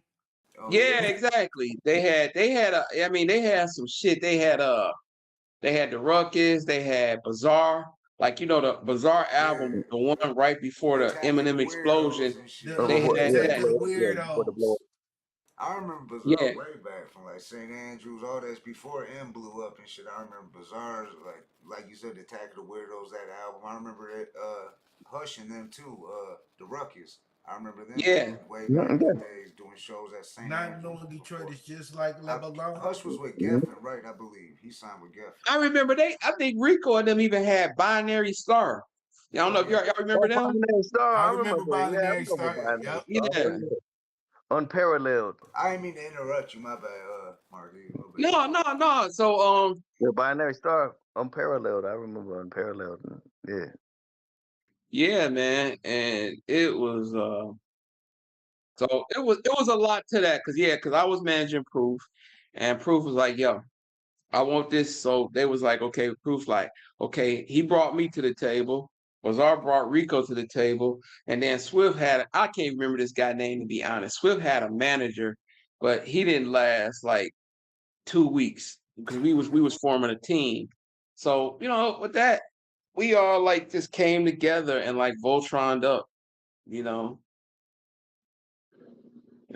What's up, man? Yeah. Appreciate that. Yeah, no, I see somebody's bringing up Redman, Method Man got played at the Summer Jam, and I was just thinking, what do you think about that? You think hip hop's like is that's a bad look? Because I was talking to Jalil from Houdini about that, and I was like, well, Red and Meth was just in Detroit, and they was getting mad love, and he was like, well, Detroit's a special place and shit. He was like, Detroit's a special place, but he said they ain't doing the Summer Jam no more, and they. Well, I seen that. Why they ain't doing the Summer Jam? I seen that, bro. Right. Yeah, but I kind of agree with that because, and I'm not negative. I'm just saying, Hot 97. It ain't Redman and Method Man fault. Hot 97, man. They didn't kind of flip the script. They just I mean, their music selection is like, wow. And so it's like that's not really even the Hot 97 that Biggie and let's say DMX used to rock. Nah, Hot 97 is it's more like which one of y'all said it turned more into a gossip podcast? Yeah. Yeah, Hot 97 is more of like a gossip podcast, Maybe have it, another National Enquirer of Yeah, that's what. Yeah, thank you. That's what it was. Yeah, you got like people walking off the show and wanting to fight Ebro and Rosenberg and all of that. It's like it's a circus. Yeah, that's true. That's because clicks and views. I guess. Oh, that's right. Ebro was on there too. Yeah. People are entertained by that bullshit. Gossiping and shit. They want to watch. Like my wife, some of the YouTubers I be seeing her watching. I'm like, why is she watching this? Ebro, remember we got a little bit of his attention. Yeah. Like talking about their relationships and their breakups and shit. Like, my bad if you're watching this, Southwest CC, but I think that shit's whack. I mean, it's like that's why we like people. I see it all through the chat. Like people like to hear the old hip hop stories that you've been like the stories you've been sharing and shit. That's what people want to hear. They don't want to hear all that negative bullshit. You know what I'm saying? We don't care about all that shit. No, it's crazy. Like, speaking of Ebro, because that Gutta was like that got our attention on us. Right. What? Yeah, with Ebro. Oh, wait a minute, you guys saying Ebro had some words with you guys? Yeah, no, Ebro. Yeah, he checked us out because thanks to Talib Kweli, because he had came at us telling us not to interview Kid Vicious because him and Kid Vicious was beefed out. Well, Vicious, he didn't know he was our Well, homie. actually, He been it on was here kind of multiple one of times. my He was like, videos. Yeah, it's one of my so he videos. started trolling us. Talib did. He started tagging our names with Kid Vicious and all these other people and talking all this crazy shit. He started tagging our people's names. We're like, what the fuck? So Blatonio turned him into a character. We hit him instead of just going at him. We made a joke out of it. And Talib ended up sharing it because it was funny the way we did it. Because everybody getting mad going at him and shit. We kind of turned it into a Telefib Kualai, which was his albino twin. I mean, Blatonio went as far to grow the beard out. I'm a conscious rapper. Yeah. And Talib, it's still to this day, you can go on his Facebook and see it. It's probably about 15 posts down now, 20 posts down, but it's up there in the Hood Smoker podcast thing. He posted it. He did one similar to it, where he's like, I'm a conscious rapper. I'm a conscious Blatonio rapper. was doing I'm a failed rapper. I'm a failed rapper. I'm a failed rapper, so of course, you know you're gonna see me hanging out. But yeah, he was like, man, I'm gonna check you guys out because he seen that video and shit. Ebron, whatever his name is. Well, I gotta give you guys kudos. You guys know how to clown people. Yeah, I'm a follower. I'm a follower. You guys know I follow and like your stuff. You guys know how to. You guys know how to kick some balls. You guys know how to. You know what I'm saying? You gotta laugh in these days. That's what I mean. Like we get into it with somebody, we turn them into a character and shit, and have fun with it and shit. Because I mean, really, what are they doing? Like, I mean, some of these guys are in your inbox threatening you and shit and all this other shit. It's like, what are you really gonna do? I mean, what the fuck? So we gonna turn you into? Do these guys ever like wave the white flag? Not saying they being some punks, but do they ever be like, man, look, can we handshake or something, or it never gets to that level? Kind of felt like that kind of happened with Talib. And that happened with Benzino, because we wasn't cool with Benzino at all. We was like, I mean, I got a diss track from back in, some years ago on Benzino. It had nothing to do with Eminem and Benzino. He had said something under a photo of my daughter because he got mad. This is about 6 years ago, something like that. Talking about I'll nut on her face. It was during Christmas time. So I was like, no, that's off limits. Yeah, he started trolling my page because it was a Royce. Royce made a post. I forgot what it was, but I left a comment. It was 1 million comments, and I was like, Royce will kill Benzino in a bar for bar. What the fuck? That ain't even a topic. So he started talking shit to me. And I ain't say shit really bad to him. I ain't going to go back and forth with him. It started with the obvious, on my like, page, my personal shit. Calling him a stand. And called him a found a picture with me standing with my two youngest by the Christmas tree. She's only 16, and he's like, I'm not in the face. So I went in. First, I got videos calling him. Like, I was FaceTiming him, timing him, all that shit, hitting him up. And then I just went in the studio and I did that Benzino needs a hug and shit. And fucking, ain't no love in hip hop. And I roasted his ass. But we that's why we brought him on here, just to show people that we getting older, and shit. Fucking, I mean, you gotta sometimes you just gotta look. I mean, yeah, that was cool, man. I got what you, the only thing that I think, and maybe I missed it because I watched a large portion of it, but did he bring up like that history about it was more into the production, or he took it somewhere else?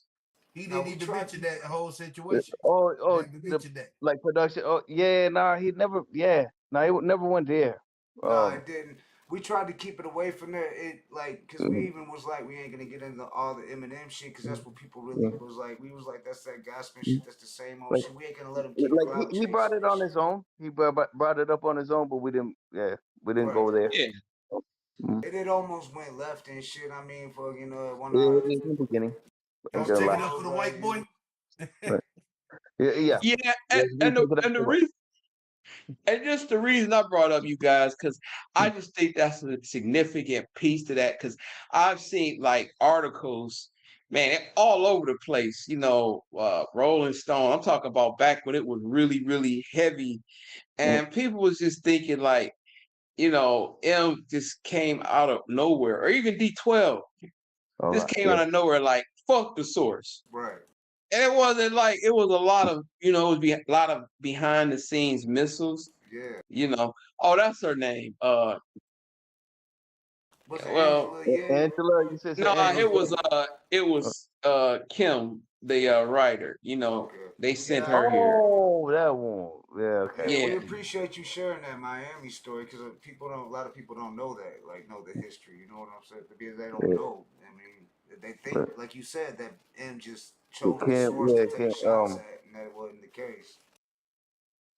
Yeah, and it was because it was quick too because it was almost like like somebody come on your and I'm not jinxing your guys' show, but it's like you have a subject, you have an interview, you do an interview with a subject, and then it's all cool, and then the next week you guys start making fun of them.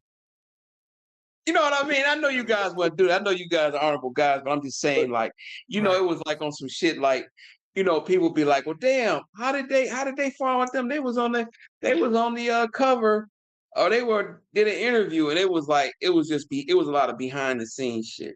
Just gonna leave it at that, like I said, but it wasn't and a lot of people kind of characterize it like, oh, the source had a problem because M was a white boy and M got offended and it wasn't. It was, man, the source. It was an honor. Like when man, Proof had tears of joy when he won the Unside Hype Award. He won that in '99 too. Yeah, he won that in '99. Yeah. No, Yeah, I do remember Benzino wanted to seeing. make it. We wanted to make it clear to him, like, okay, boy, you and him, if y'all going back and forth on diss tracks, that's different. But we was like, I mean, you can't. We wanted an apology to Detroit, like, at how you came through here and just Yeah, that was the main disrespected thing. the whole city and acted like you was a boss around here. But we know what you really did. You came in, did a 6ix9ine, did our O Block. You dipped in downtown, where we know it's one of the safest place. It is the safest place in Detroit. And then you dipped out. Right. You hit a podcast out in the suburbs and shit. You weren't hanging out in the hood and shit. You weren't over there on the block and shit. You weren't on Joy Road. You weren't on 7 Mile. You weren't on the block. Yeah. Like, you tried to come with that YBI shit. We were like, look, we put a stop to that. Like, we don't want to talk that gangster shit. Like, we don't, that don't impress us. Like, and we got him to drop his guard and shit. And that was what our goal. We wanted to get a real interview with him. Like, we don't want to hear that tough guy gangster shit. That shit don't impress us and shit. Like, Right. so let's talk. That's good. You guys did good. I like that. I really dug that. At first, I admit, when I first seen it, I was like, "Oh shit!" I was like, "This is gonna be interesting," But then when you really get into it, when you really check it out, I'm sure everybody was like, "Oh shit!" When it first, I was like, "This really happening?" And it was like, and then when you really get the full entree of everything what you guys were putting together, it was like, okay, I get it. Yeah. No, I mean, and then he was supposed to come on a roundtable with us, but then he had there was a post that was made. Yeah. Shout out to Monte Cristo, but because they had some things going on. The plot thickens. Go ahead, Gutta. But somebody sent Benzino a screenshot. He sent it to me of what Monte Cristo posted. Monte Cristo was shout out to our homie Monte Cristo. One of our brothers right there. Yeah. But he was like, this is what this is about. I don't know if you know him. Yeah, he thought I seen him on your page. I seen him I'm up on him. Yeah, well, he said he was gonna put his thing, like, he was like, but he called Benzino out his name. I mean, he called him out his name, but he was like, I'm gonna put that to the side for hip hop. We're gonna discuss hip hop. So I'm gonna put he rocks with Chinaman Records. He got with JT Money. He was bringing JT Money to the table, which we got JT Money coming up soon. So, but he rocks with them guys. Monte Cristo been rocking with us since day one. So when him and Benzino was supposed to do, Benzino was calling everybody out. He was in everyone's inbox saying $100 grand, he'll fight him. Well, Monty, we go to people at Celebrity Boxing. We got the plug with Celebrity Boxing. So we hollered at them. They was willing to put a way bigger bag than that behind it if Benzino was scrap with Monty. Anybody from Detroit at that matter. But Monty was willing to step up and say he'll do it. And Benzino wouldn't do it. So that's what their beef was all about. And Monty made a post about it and said he's going to put that shit to the side because we having a round table to discuss hip-hop and shit. But Benzino got mad the way he worded it or whatever and shit. Someone screenshotted it, sent it to him, and that's how it goes. So Benzino didn't show up and shit. Well, he did show up. He did pop up we were on Discord. He popped up in the Discord, and our homie from Philly, Chester McFly, was back there, but Benzino was saying he couldn't figure out how to get on. Like, we just had you on 2 weeks ago. You figured it out. Like, you can't figure it out now. So yeah, now you see, Shit yes. happens. Shit happens, man. You know, it's hip hop, man. You know, it's so many times, man, where people that got pissed at me and you know, like something would happen and they would complain. I say, look, lady, it's hip hop, you know. Well, look, it's hip hop. What do you expect, man? We always say you gotta This have is our thick skin, culture, huh? dog. You gotta have thick skin. You gotta have thick skin. That's what we Yeah. always. You gotta have thick skin. Yeah. It's a full contact sport and shit. It is. That's what I mean. That's the problem with a lot of these youth is they're so sensitive. Like that's what I was like feeling a lot. Like I keep seeing these. I don't know how true it is. If it's just Facebook memes I'm seeing in posts or whatever, or Instagram or Twitter or whatever, where they're saying Gen Z is trying to actually cancel Eminem and trying to get him to take his whole album down. Oh, I seen that. Yeah. I don't know if that's just bullshit or if there's really some kind of movement and shit. They is because of the shit he said about he said something about everybody, even the people he rocked with. Because you know these Gen Zers, they rock with them. Well, let's go down the list. Lizzo, Megan Thee Stallion, you know that. But you know, I seen one on YouTube, and I think it was on Instagram where they had these new Gen Z kids listening to old lyrics. Is that the way you talking about? And they listened to his old lyrics and was like, "Oh, he needs to be canceled." Man, you can't.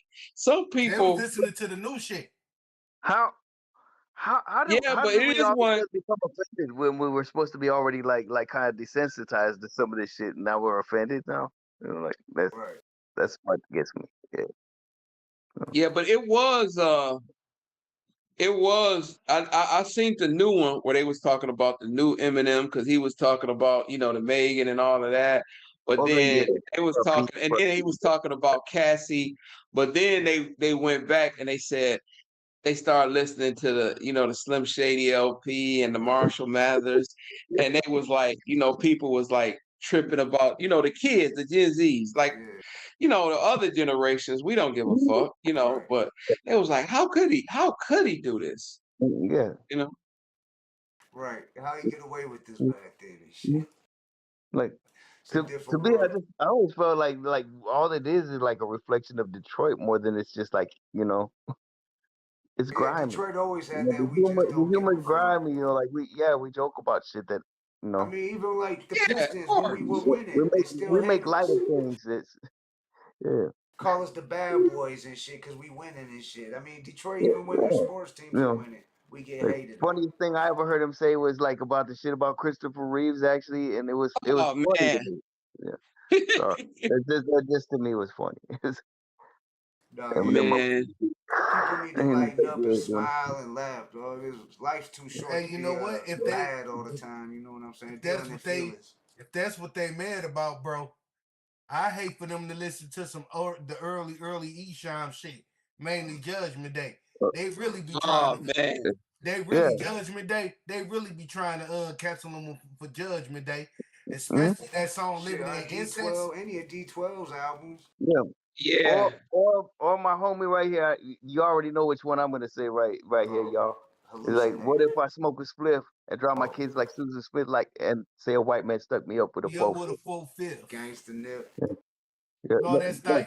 Dice. Oh, Dice, yeah, Dice. Yeah, what if I smoke a spliff and, you know, draw my kids like Susan Smith and say a white man stuck me up with a full fifth? Yarded over there, Bart. I don't want to hold you up all night. We've been live for over 3 hours right now. So I mean, damn, we hope you're having a good time with it. I want to make sure we got everything, like anything you got going on or anything. I mean, you know, anything you do, you get sent it our way. We're gonna promote it regardless. But anything. All right, I will, man. I just want to say, man, it's just an honor, man. Just like, you know, on these podcasts, and like if you thinking, man, literally, I've been in the game 30 years and just to have the sense to come on here and talk to you guys. That's like, man, it's thank you guys. You know, it's, you know, we could come and rehash because, man, I did the label stuff in the 90s and the 90s, a little bit of 2000s, and then I did, you know, the D12, and then, you know, then I got out of kind of management retirement, and it was you know, Drew 32, Drew Parks, you know, now I'm not trying to be like the first Detroit, thing, but you know, I had the first rap artist on Empire. You know, I know one person, I forgot who says Snap Dog, but literally, man, I huh?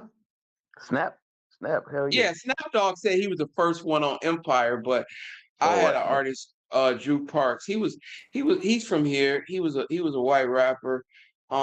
He was dope though, and I had him on there, and we got him signed. I had him. It was his company, but I mean, man, just like the thing is, man, with you guys, you always got to fight another day, and you sometimes have to reform your career, but never give up. I'm not telling you guys that, but I'm just saying, like, the fans, because hip hop is so many layers to it, because one thing, I'm not trying to be storyteller, but De La Soul was probably some of the smartest guys that gave me game. Because they was like, man, hip hop, because they was pretty proud that when they went around the country, that they seen like so many people who loved hip hop who was working their records. So, it wasn't just me. It was like, because like I said, my constituents was over like 20 to 25 different cities. So it was somebody like me in fucking Atlanta, and De La Soul was like, man, this is so cool how hip hop has grown, because De La Soul's first album, they really didn't get out. And I started working with them. Well, I was working at Tommy Boy on their third album. And they really like hit the streets. And it was and it was like, man, this is so cool to see, like different aspects of hip hop, like everybody eating off of hip hop. And we had like a long 2-hour conversation about the business of hip hop, and that really it was educational because I was still a young buck, and I just like, and so like platforms like yours, we sitting here and we building and we talking about hip hop on a platform owned by hip hop, so. That's just a blessing, man. Because we all are part of the culture. Yeah, I've made a work out of my life doing hip hop, but I still love culture. I still put on Gangsta Nip.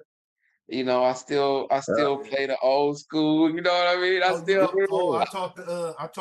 I talked to Pops on Saturday morning. You talked to Pops? You talked to Pops? Hell yeah. Yeah, he called me. He called me Saturday morning. King X, what you doing, big homie? That's what's up. Big homie. Damn. He loves Detroit. Like, he said he should have been born in Detroit. He should have been born here. Yeah, but man, thank y'all for having me, man. And we got to do a part 3 to this. I am, man. But let's do if y'all could get on and like I said, man, my laptop was tripping, but I could get on like the what's that? I forgot. What's the original page you guys was on? The Discord? The Discord? Yeah, Discord. Okay. I just got my Discord. I just hooked back up my Discord. So man, hey, I want to be more joining in, like how some people joined in and made comments and all of that. I'm gonna do that too. That's a word. Just coming back. Got you.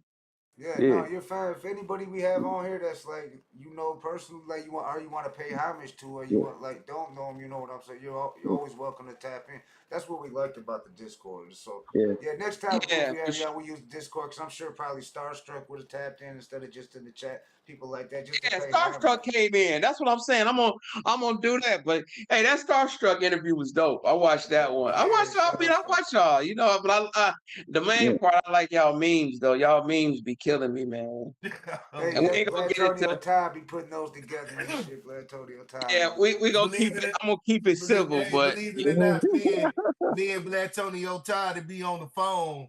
We just be talking shit, and we come up with the memes together. Like I could be sitting up there talking and making and taking this shit, and then Blatonio like, oh, how about this? How about that? And we just put it together.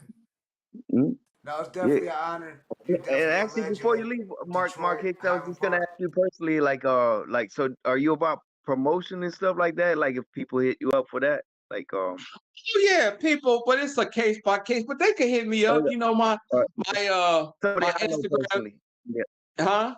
Somebody I know personally. That's what I'm saying. Oh yeah. Hit me up. Yeah, we all need to talk more often. But yeah, no, you can hit me up for sure.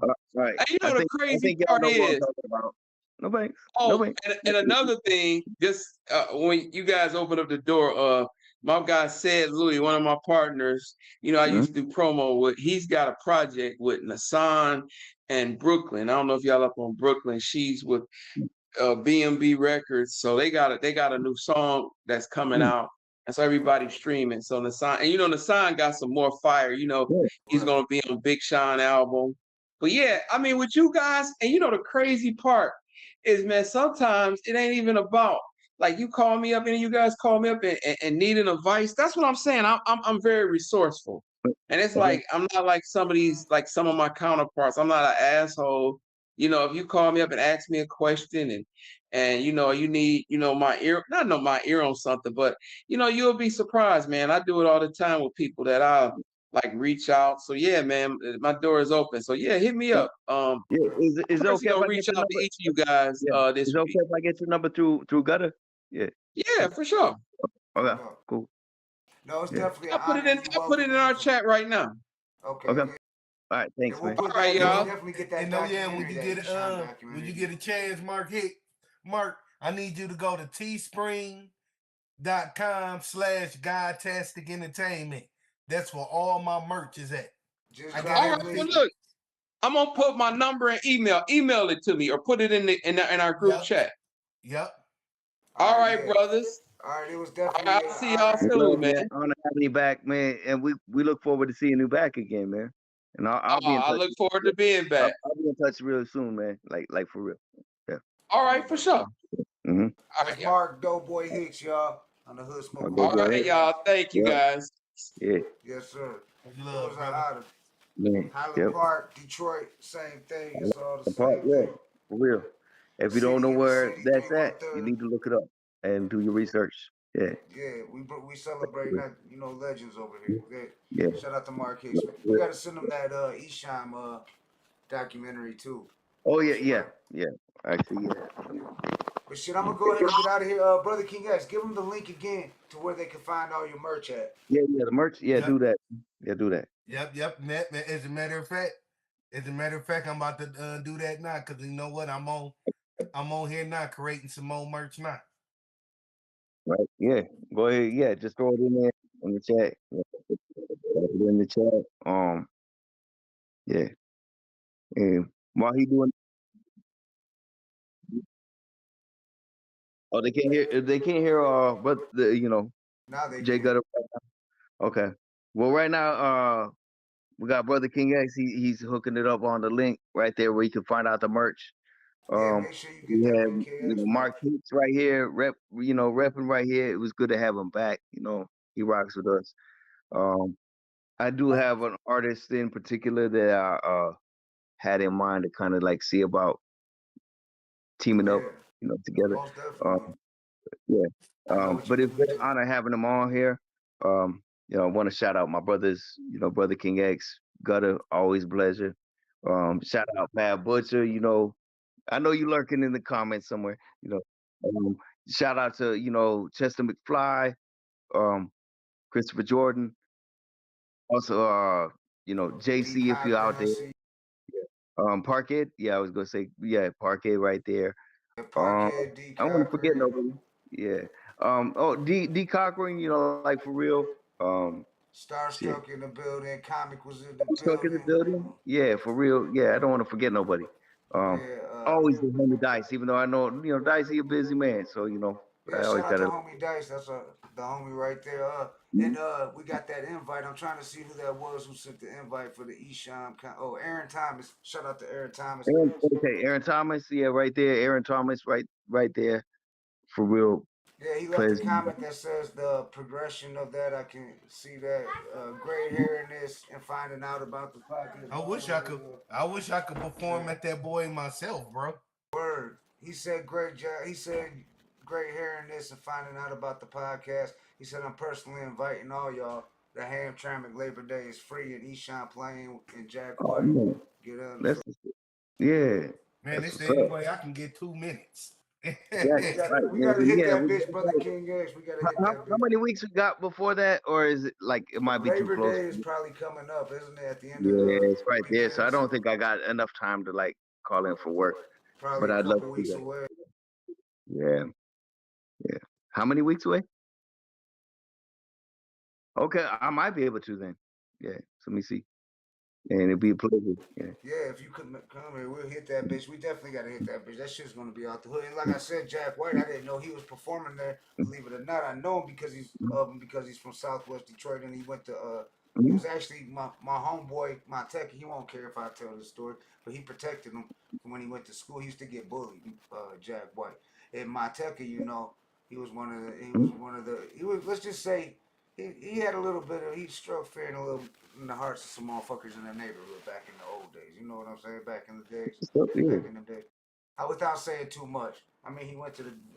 I'll let him tell that story if he ever wants to tell it one day. But Yeah. Jack White was getting bullied in Monteca. He used to stick up for him. They lived down they call it Dirty Ferdinand over in the Southwest. And he used to like So, walk with him to school to keep the bullies away from him and shit. You know what I'm saying? So, oh, but yeah. he's from Southwest for real. Jack White, the White Stripes are really from Detroit. So people that think they're not, they Yeah, really are from that's what I've Detroit. heard. Yeah, that's dope. They're Any gonna words be you got, brother King X? Because I just wanted to shout out, my brothers, everybody in the chat. If I forgot anybody, it's not on purpose. Go ahead, man. Yeah. Just a shout out to everybody that rock with us. Y'all know who y'all is. Too many of y'all name. Everybody from Mr. No Good, Mr. Go to the Black Jesus, the Cuban Link. Everybody, y'all know who y'all is, man. Love everybody equally. Jack Frost, DJ Los. Like Awesome DJ, Dre, like I Mercy said, it's too many. Dice. Dice, like I said, the Cuban neighborhood Link, shit. KK. R.I.P. to my brother, Perf. Most definitely. Yeah, R.I.P. Big Pearl, R.I.P. Big Proof. You know what I'm saying? Yeah. R.I.P. J Dilla, R.I.P. to J to the D. I mean, there's a lot of books. We Prince could be here Vince. all day with the RIPs. And make Prince sure you catch these off Vince. rips. Y'all got to follow us on Instagram. You can actually click on the description below right here, and it'll give you a direct link to the Instagram. Follow us on Instagram because we're doing you if you want to catch off rip live. Otherwise, we will be premiering them like we did right before this episode. I don't know if we'll do it right before the live. That I didn't plan on happening. I'm glad it turned out the way it did, though. It was like as Something soon as different, that went yeah. off, it was perfect timing almost, like literally. It was like boom. As soon as the premiere was over, we went straight to the live. Started the starting soon, so that was dope. But we got 2 of them up so far off rip, and it's just with us, the Hood Smokers, the host of the Hood Smoker podcast, and different people can tap in from Instagram. So like we got to actually see some of the people intros, shit like that you wouldn't. Like shout out to JC who came on there both times. JC, shout out to him. And Parkhead, you know what I'm saying? With Parkhead, y'all see him in the chat with a Blue Ridge. I think Chester McFly was on this past one, and Brother King X was on the first one. Brother King X, I believe we went out real late. I think you might not have been woke because I know we had hit you up. I don't think you hit us back. I think. I was knocked the fuck out. Yeah, you was knocked the fuck. He was knocked the that's fuck what I out, man. figured. I think I even said that when I was watching the premiere on the live. Like, shout out to our brother BKX. It's probably we were saying it earlier before you came in. Yeah. We was knocked the fuck out, man. But shout out to everybody out there, man. Follow us on all platforms. We ain't doing nothing but getting bigger, growing higher to the top. No Diddy, you know what I'm saying? It's all love, hip hop, Detroit to the world. Yeah. We got Tucson, Arizona in the building. We got Philly, Canada. We got motherfucking Staten Island, fucking LA, Compton, all the boroughs, the BX. Shout out to homie Cuban Link. Shout out Panda Chop, Goya. Shout out to everybody out there, man. Shout out Lonzo, man. Shout out Lonzo and Yeah, shout out to Lonzo. Shout out to Black Sea, RBL Posse. Shout out to Dayton family. Man, that's all. We could be here all day shouting people out. we Shout could out be here all Stars day. Really? So yeah, no favoritism, anything like that. Just It's all love. Yeah, it's all love. Go check out make sure you check out the playlist and check out past guests. If this is your first time checking out the Hood Smoker podcast, got legends from all over the world all here. And check out the other playlists. You might be a fan. You know what I'm saying? Like Mark Hicks said, he likes the memes and shit. You might Yeah, find some yeah, shit you that's like what's up. on here. You find funny, and you might get some knowledge from Brother King X. Got a lot of dope content on here. Just check it out. Yeah. So it's from the D to everybody. Peace. But shout out to speaking of Cuban Link. Shout out Cuban Link. He just sent me a link. I think Cuban Link might actually be going live right now. Yeah, he just Oh shit. Tap into that. I will say, yeah. If he is, tap into it. Yeah. We're gonna probably tap in there, so you might see us in there in the chat. What's going on, y'all? It's your boy Cuban Link. Hold on, it's not even listed. He sent me an unlisted video, y'all. Oh. Uh-oh. So it's not live. I wonder if he knows it's not listed. He's talking about African Bambada and should I pull it up on here while we're live? I mean, that's the homie. I know he ain't gonna hit us with no. No, he ain't gonna hit us. Yeah. Nah, fuck no. That's our homie. But it's saying it's not listed. Let me see. Let me pull Oh, up. okay. Yeah. Because I know there's a lot of stuff going on. If you're not up on the Hassan Campbell type thing. Yeah, talk about it while I play. Yeah. All I'm saying is like yeah, Gutter right now he's loading it up right now. But there's a lot of stuff. If you're not up on Hassan Campbell, you should like definitely do a background check on it, and just see that there's a lot of powers that be trying to hold people back. And Cuban is definitely showing who he aligns with, and we're just speaking on behalf of the Hood Smoker podcast. Nobody's going to disagree right here, like as far as my brothers here, and they can vouch for Cuban. Cuban's definitely the man. So there may be other podcasts that kind of have issues and think like we sympathize or something like that, and it's like, no, get to know Cuban first. So.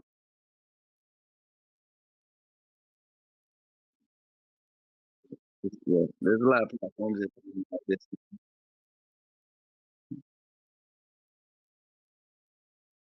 Yeah, because I seen some things up there, but it's like not.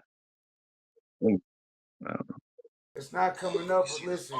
Studio, you know what he I'm is about. live right now, Cuban seen Link, you but it's many not places. popping up. I went on his page and everything. I'm gonna hit Cuban up and tell him Yeah, maybe. I mean, again, we don't know if there's a possibility that he couldn't release it because of Beluga Web. So that could be. Yeah, it could be, like he gets held back. I know that for sure. Ain't that right, BKX? And I wouldn't be surprised, It's like, yeah. People are starting to listen, but I just want to say on behalf of myself and my team right here, we vouch for Cuban Link right here. That's one of our brothers.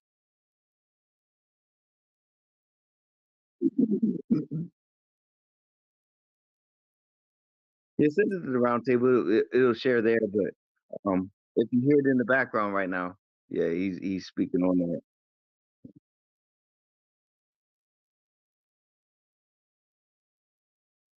Shout out to our brother Cuban Link. My mic was muted. I'm gonna pull this up. I sent it to the Hood Smoker Roundtable because I know he wants people to hear this shit. He didn't just send it as a private video. Yeah, but it is like he's gonna Gutter. Yeah, I don't know what you're hearing right now, but I'm just saying on behalf of Gutter right now that he's gonna share some stuff from Cuban Link right there. And people.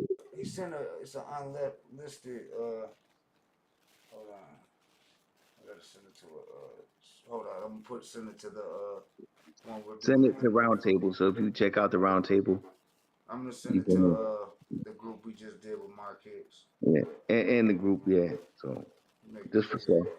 Yeah. Any other words you got, like Brother King? Yeah. No. Okay. All right, hold on. I'm gonna pull this video. Do you got an opinion on well, let's see what Cuban Link's talking about first and shit, because I didn't watch it yet. I just let him know though, so it might be public in a minute. I just hit him up on a text and let him know that this video is marked unlisted. Yeah. All What's going on, y'all? It's your boy Cuban Link. I'll play it right now. Okay, check it. And you know, if I address Ron Savage, if I address Hassan Campbell, if I addressed Africa Bambaataa, I can't hear it right now. I have to address you, Flex, the Funk Master. The Funk Master Flex, the Bomb King. He throwing bombs on pedophilia now. Holy shit! Guys, do you see what the fuck is going on here, man? Hey, yo, Flex, what up, man? What the fuck is... I had hope for you. Even through all these years, I had hope. You wake up and you'll be in a position of power where you can make a change for the righteous. Because you are a cool dude. We met. You know me from my humble beginnings with Joe. You've seen us argue in the studio. You know what I'm about. I seen you many places. Yeah. I always had a thing about you always arguing with bitches. And, my bad. No, but girls, ladies. And you had your share of cat fights with all these women. And you never really took on nothing that was... work for me, champion. Like champion. You know what I'm saying? Your whole thing, man. Nigga, what's going on with you, brother? How can the fuck you say that on the airwaves and say that this guy B. Stinger didn't get molested when he was 15 years old? That relationship started at 15. I don't give a fuck how old or what you thought. Not how old, but how can you even deny the fact that this dude took advantage of B. Stinger when he was 15, even though he had an ID? What the fuck is that about an ID? Nobody gives a fuck about an ID. Motherfuckers in clubs, as long as you grease them up, you let you in. It don't matter. You have a fake ID, they ain't checking it. They check it and they let you go in. That's what you're doing? That's what you're doing now? That's why the responsible adults in the music industry is doing now?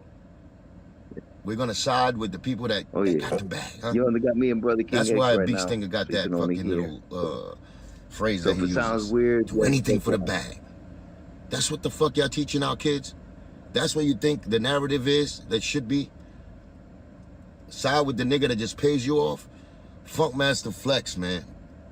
You know my respect for you goes deep. You broke the off the books single. For the beat nuts, I was involved in that. Pun was involved with that. We started our career almost because you gave that shit some love back in the days, and you let the people hear it. So this hurts my heart to even call you out like this.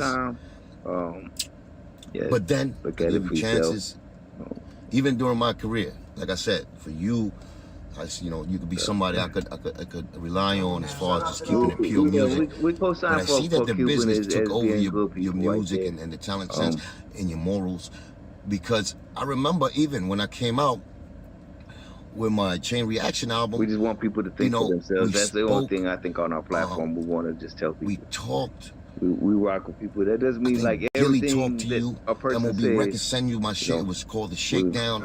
Beats made the beat. But when it comes to the truth, and you was about to together, announce it on the radio. You did announce it. Yeah, I got some fresh Cuban, New Cuban. That was 2005.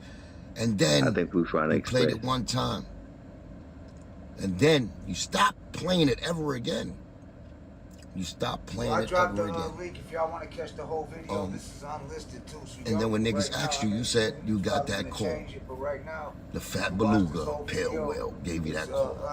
Not too fucking ever play that again because it was Cuban. I don't know if y'all been seeing the last. Am I saying facts or what? Drop a bomb on that, nigga. Let's drop bombs on that. The truth. Revolution, you know what I mean? Still kept humble with you. I understood the situation. I understood you didn't want to risk your job. Cuban Revolution 2024. I took it with a grain of salt. Yeah, Cuban Revolution. He's been held back. Finally, people are starting to listen. I spoke to you. That's the main thing that we're trying to. When I was coming out with the new project, probably like before COVID, I was asking for your knowledge in hip hop and what song should I, drop.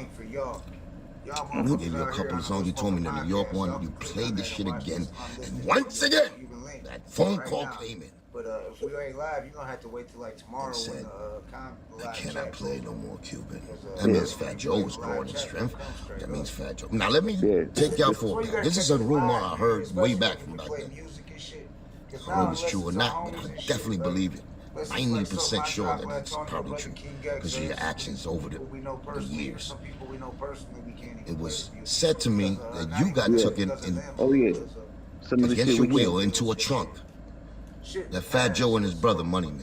And they trying They to threw hit us you in the with trunk. copyrights now. Shit that never would have happened. That we And know that's that why it you're was, so loyal these to people Joe, would because of never that fear. like do that. So Let's get it out, Yep. because now you made me say anything this. with CD Baby, Let's get it out. anything with Orchid, So let people Mm-hmm. understand why those words Yep. of you standing up Especially for Orchid. Africa, Yeah, Pimp Cuban Link God, and the talking some real pedophilia shit. You wanna ring hear what he's talking shit. about? He's basically breaking down some shit with about Hassan Campbell, African Bambaataa, that whole situation, and yeah. now Funk Master Flex. I'm gonna go back actually and watch the whole thing. I want to be able to watch the whole thing, but I put the link in the chat, y'all. Y'all click on it. Like you see right there, it's unlisted. Like we do exclusive shit here at the Hood Smoker Podcast. You gonna go get that at no other podcast, shit like that. And shout out to Mark Doughboy Hicks. You know what I'm saying? Legend, Oh yeah. Highland Park, Detroit, Peep it. 313. Still doing the thing. Like I said, he was part of the whole Shady, Death of Slim Shady, the Shady Records takeover of Detroit. I got a short up out here on the Hood Smoker Podcast of that. I should have had it lined up, but it's probably down there. Some y'all can check it out. Go check out the videos we got out here. Peep it. But that what he was talking about, that driving billboard, playing the Mm-hmm. video and shit, that was dope. That right there. Yeah. Who knows? You might have a no pants one flying by one day. Right. That's what we need too. Flying down 94 and shit. Fucking no pants video No going and pants shit. flashing up the I Hood can see Smoker it, dog. I Podcast. see it already happening and shit, dog. Yeah, the Hood Smoker Podcast flashing up. But yeah, again, shout out to homie Cuban Link. Make sure you go check out that video. I pinned it in the chat. Otherwise, I'll put it in the comments after here so y'all can click on it because that's unlisted, y'all. I mean, I don't know if Cuban did this, but go check it out because I know he wants the people to hear this shit. So yeah. much love. I know he's got a voice, and like we said, we need some new gatekeepers. Like I'm saying, like all three of us right here, we pay attention to the like the facts on that. And that's that's Cuban Link's story ain't switched up, and you hear the beluga whale telling a million fucking he done robbed the mob, and he done fucking let him tell it. He's fucking bigger than fucking John Gotti ever could have dreamed of being, or anybody from any shit. BMF ain't got shit on him. You let him tell it. You know what I'm saying? Big Meech and Larry Hoover and them ain't got shit on Fat Joe. I mean the beluga whale. My bad. If you ask him, Beluganati. The Beluganati, yeah, and all that bullshit. But shout out to Mark Doughboy Hicks, you know what I'm saying? Shout out to Brother King X, Blatonio, Todd, I'm Jay Gutta. Shout out everybody out there. All right, yeah, we're tapping out. Yeah, we gonna get out of here. I'm gonna go watch this video with Cuban Link, but I'll hit y'all up and shit. I put it in the in the group with us. Love y'all, brothers. Love everybody in the chat. So much love. Yeah, we about to get out of here. I'm gonna play get ready for a new intro and outro too. I'll definitely I ain't even gonna say anything else about it. That's all I'm gonna say about that. Get ready for that coming up. Shout out Alien Gang too. Oh yeah, shout out to Alien Gang all day. Talib earlier, so shout out Alien. Brought up Vish, shout out to Kid Vicious, shout out Rap God X, shout out to Israel Porter. Yeah, Israel Porter, hell yeah. Yeah, shout out to all our fam out there. It's the Hood Smoker Podcast. We out of here, y'all. I'll holler at y'all in a minute. Make sure y'all go check out that link though. All right, y'all. Peace. We out. Peace. Yeah. Salute. Salute. Peace. Peace out, y'all. What up, Go dog? check out that link. Welcome to the Hood Smoker Podcast, the hottest #1 podcast based out of Detroit, Michigan. And now, with your hosts, Jay Gutta, Brother King X, Blatonio Todd, and the rest of the Hood Smoker Squad. We don't do no Vlad stuff. We don't do no Adam stuff. We keep packing in the legends, respect them, and keep adding up. So pack a blunt or two, maybe grab a brew and a snack for you, and leave behind your attitude, and get ready as we snap into the Hood Smoker Podcast. Telling you, it's on.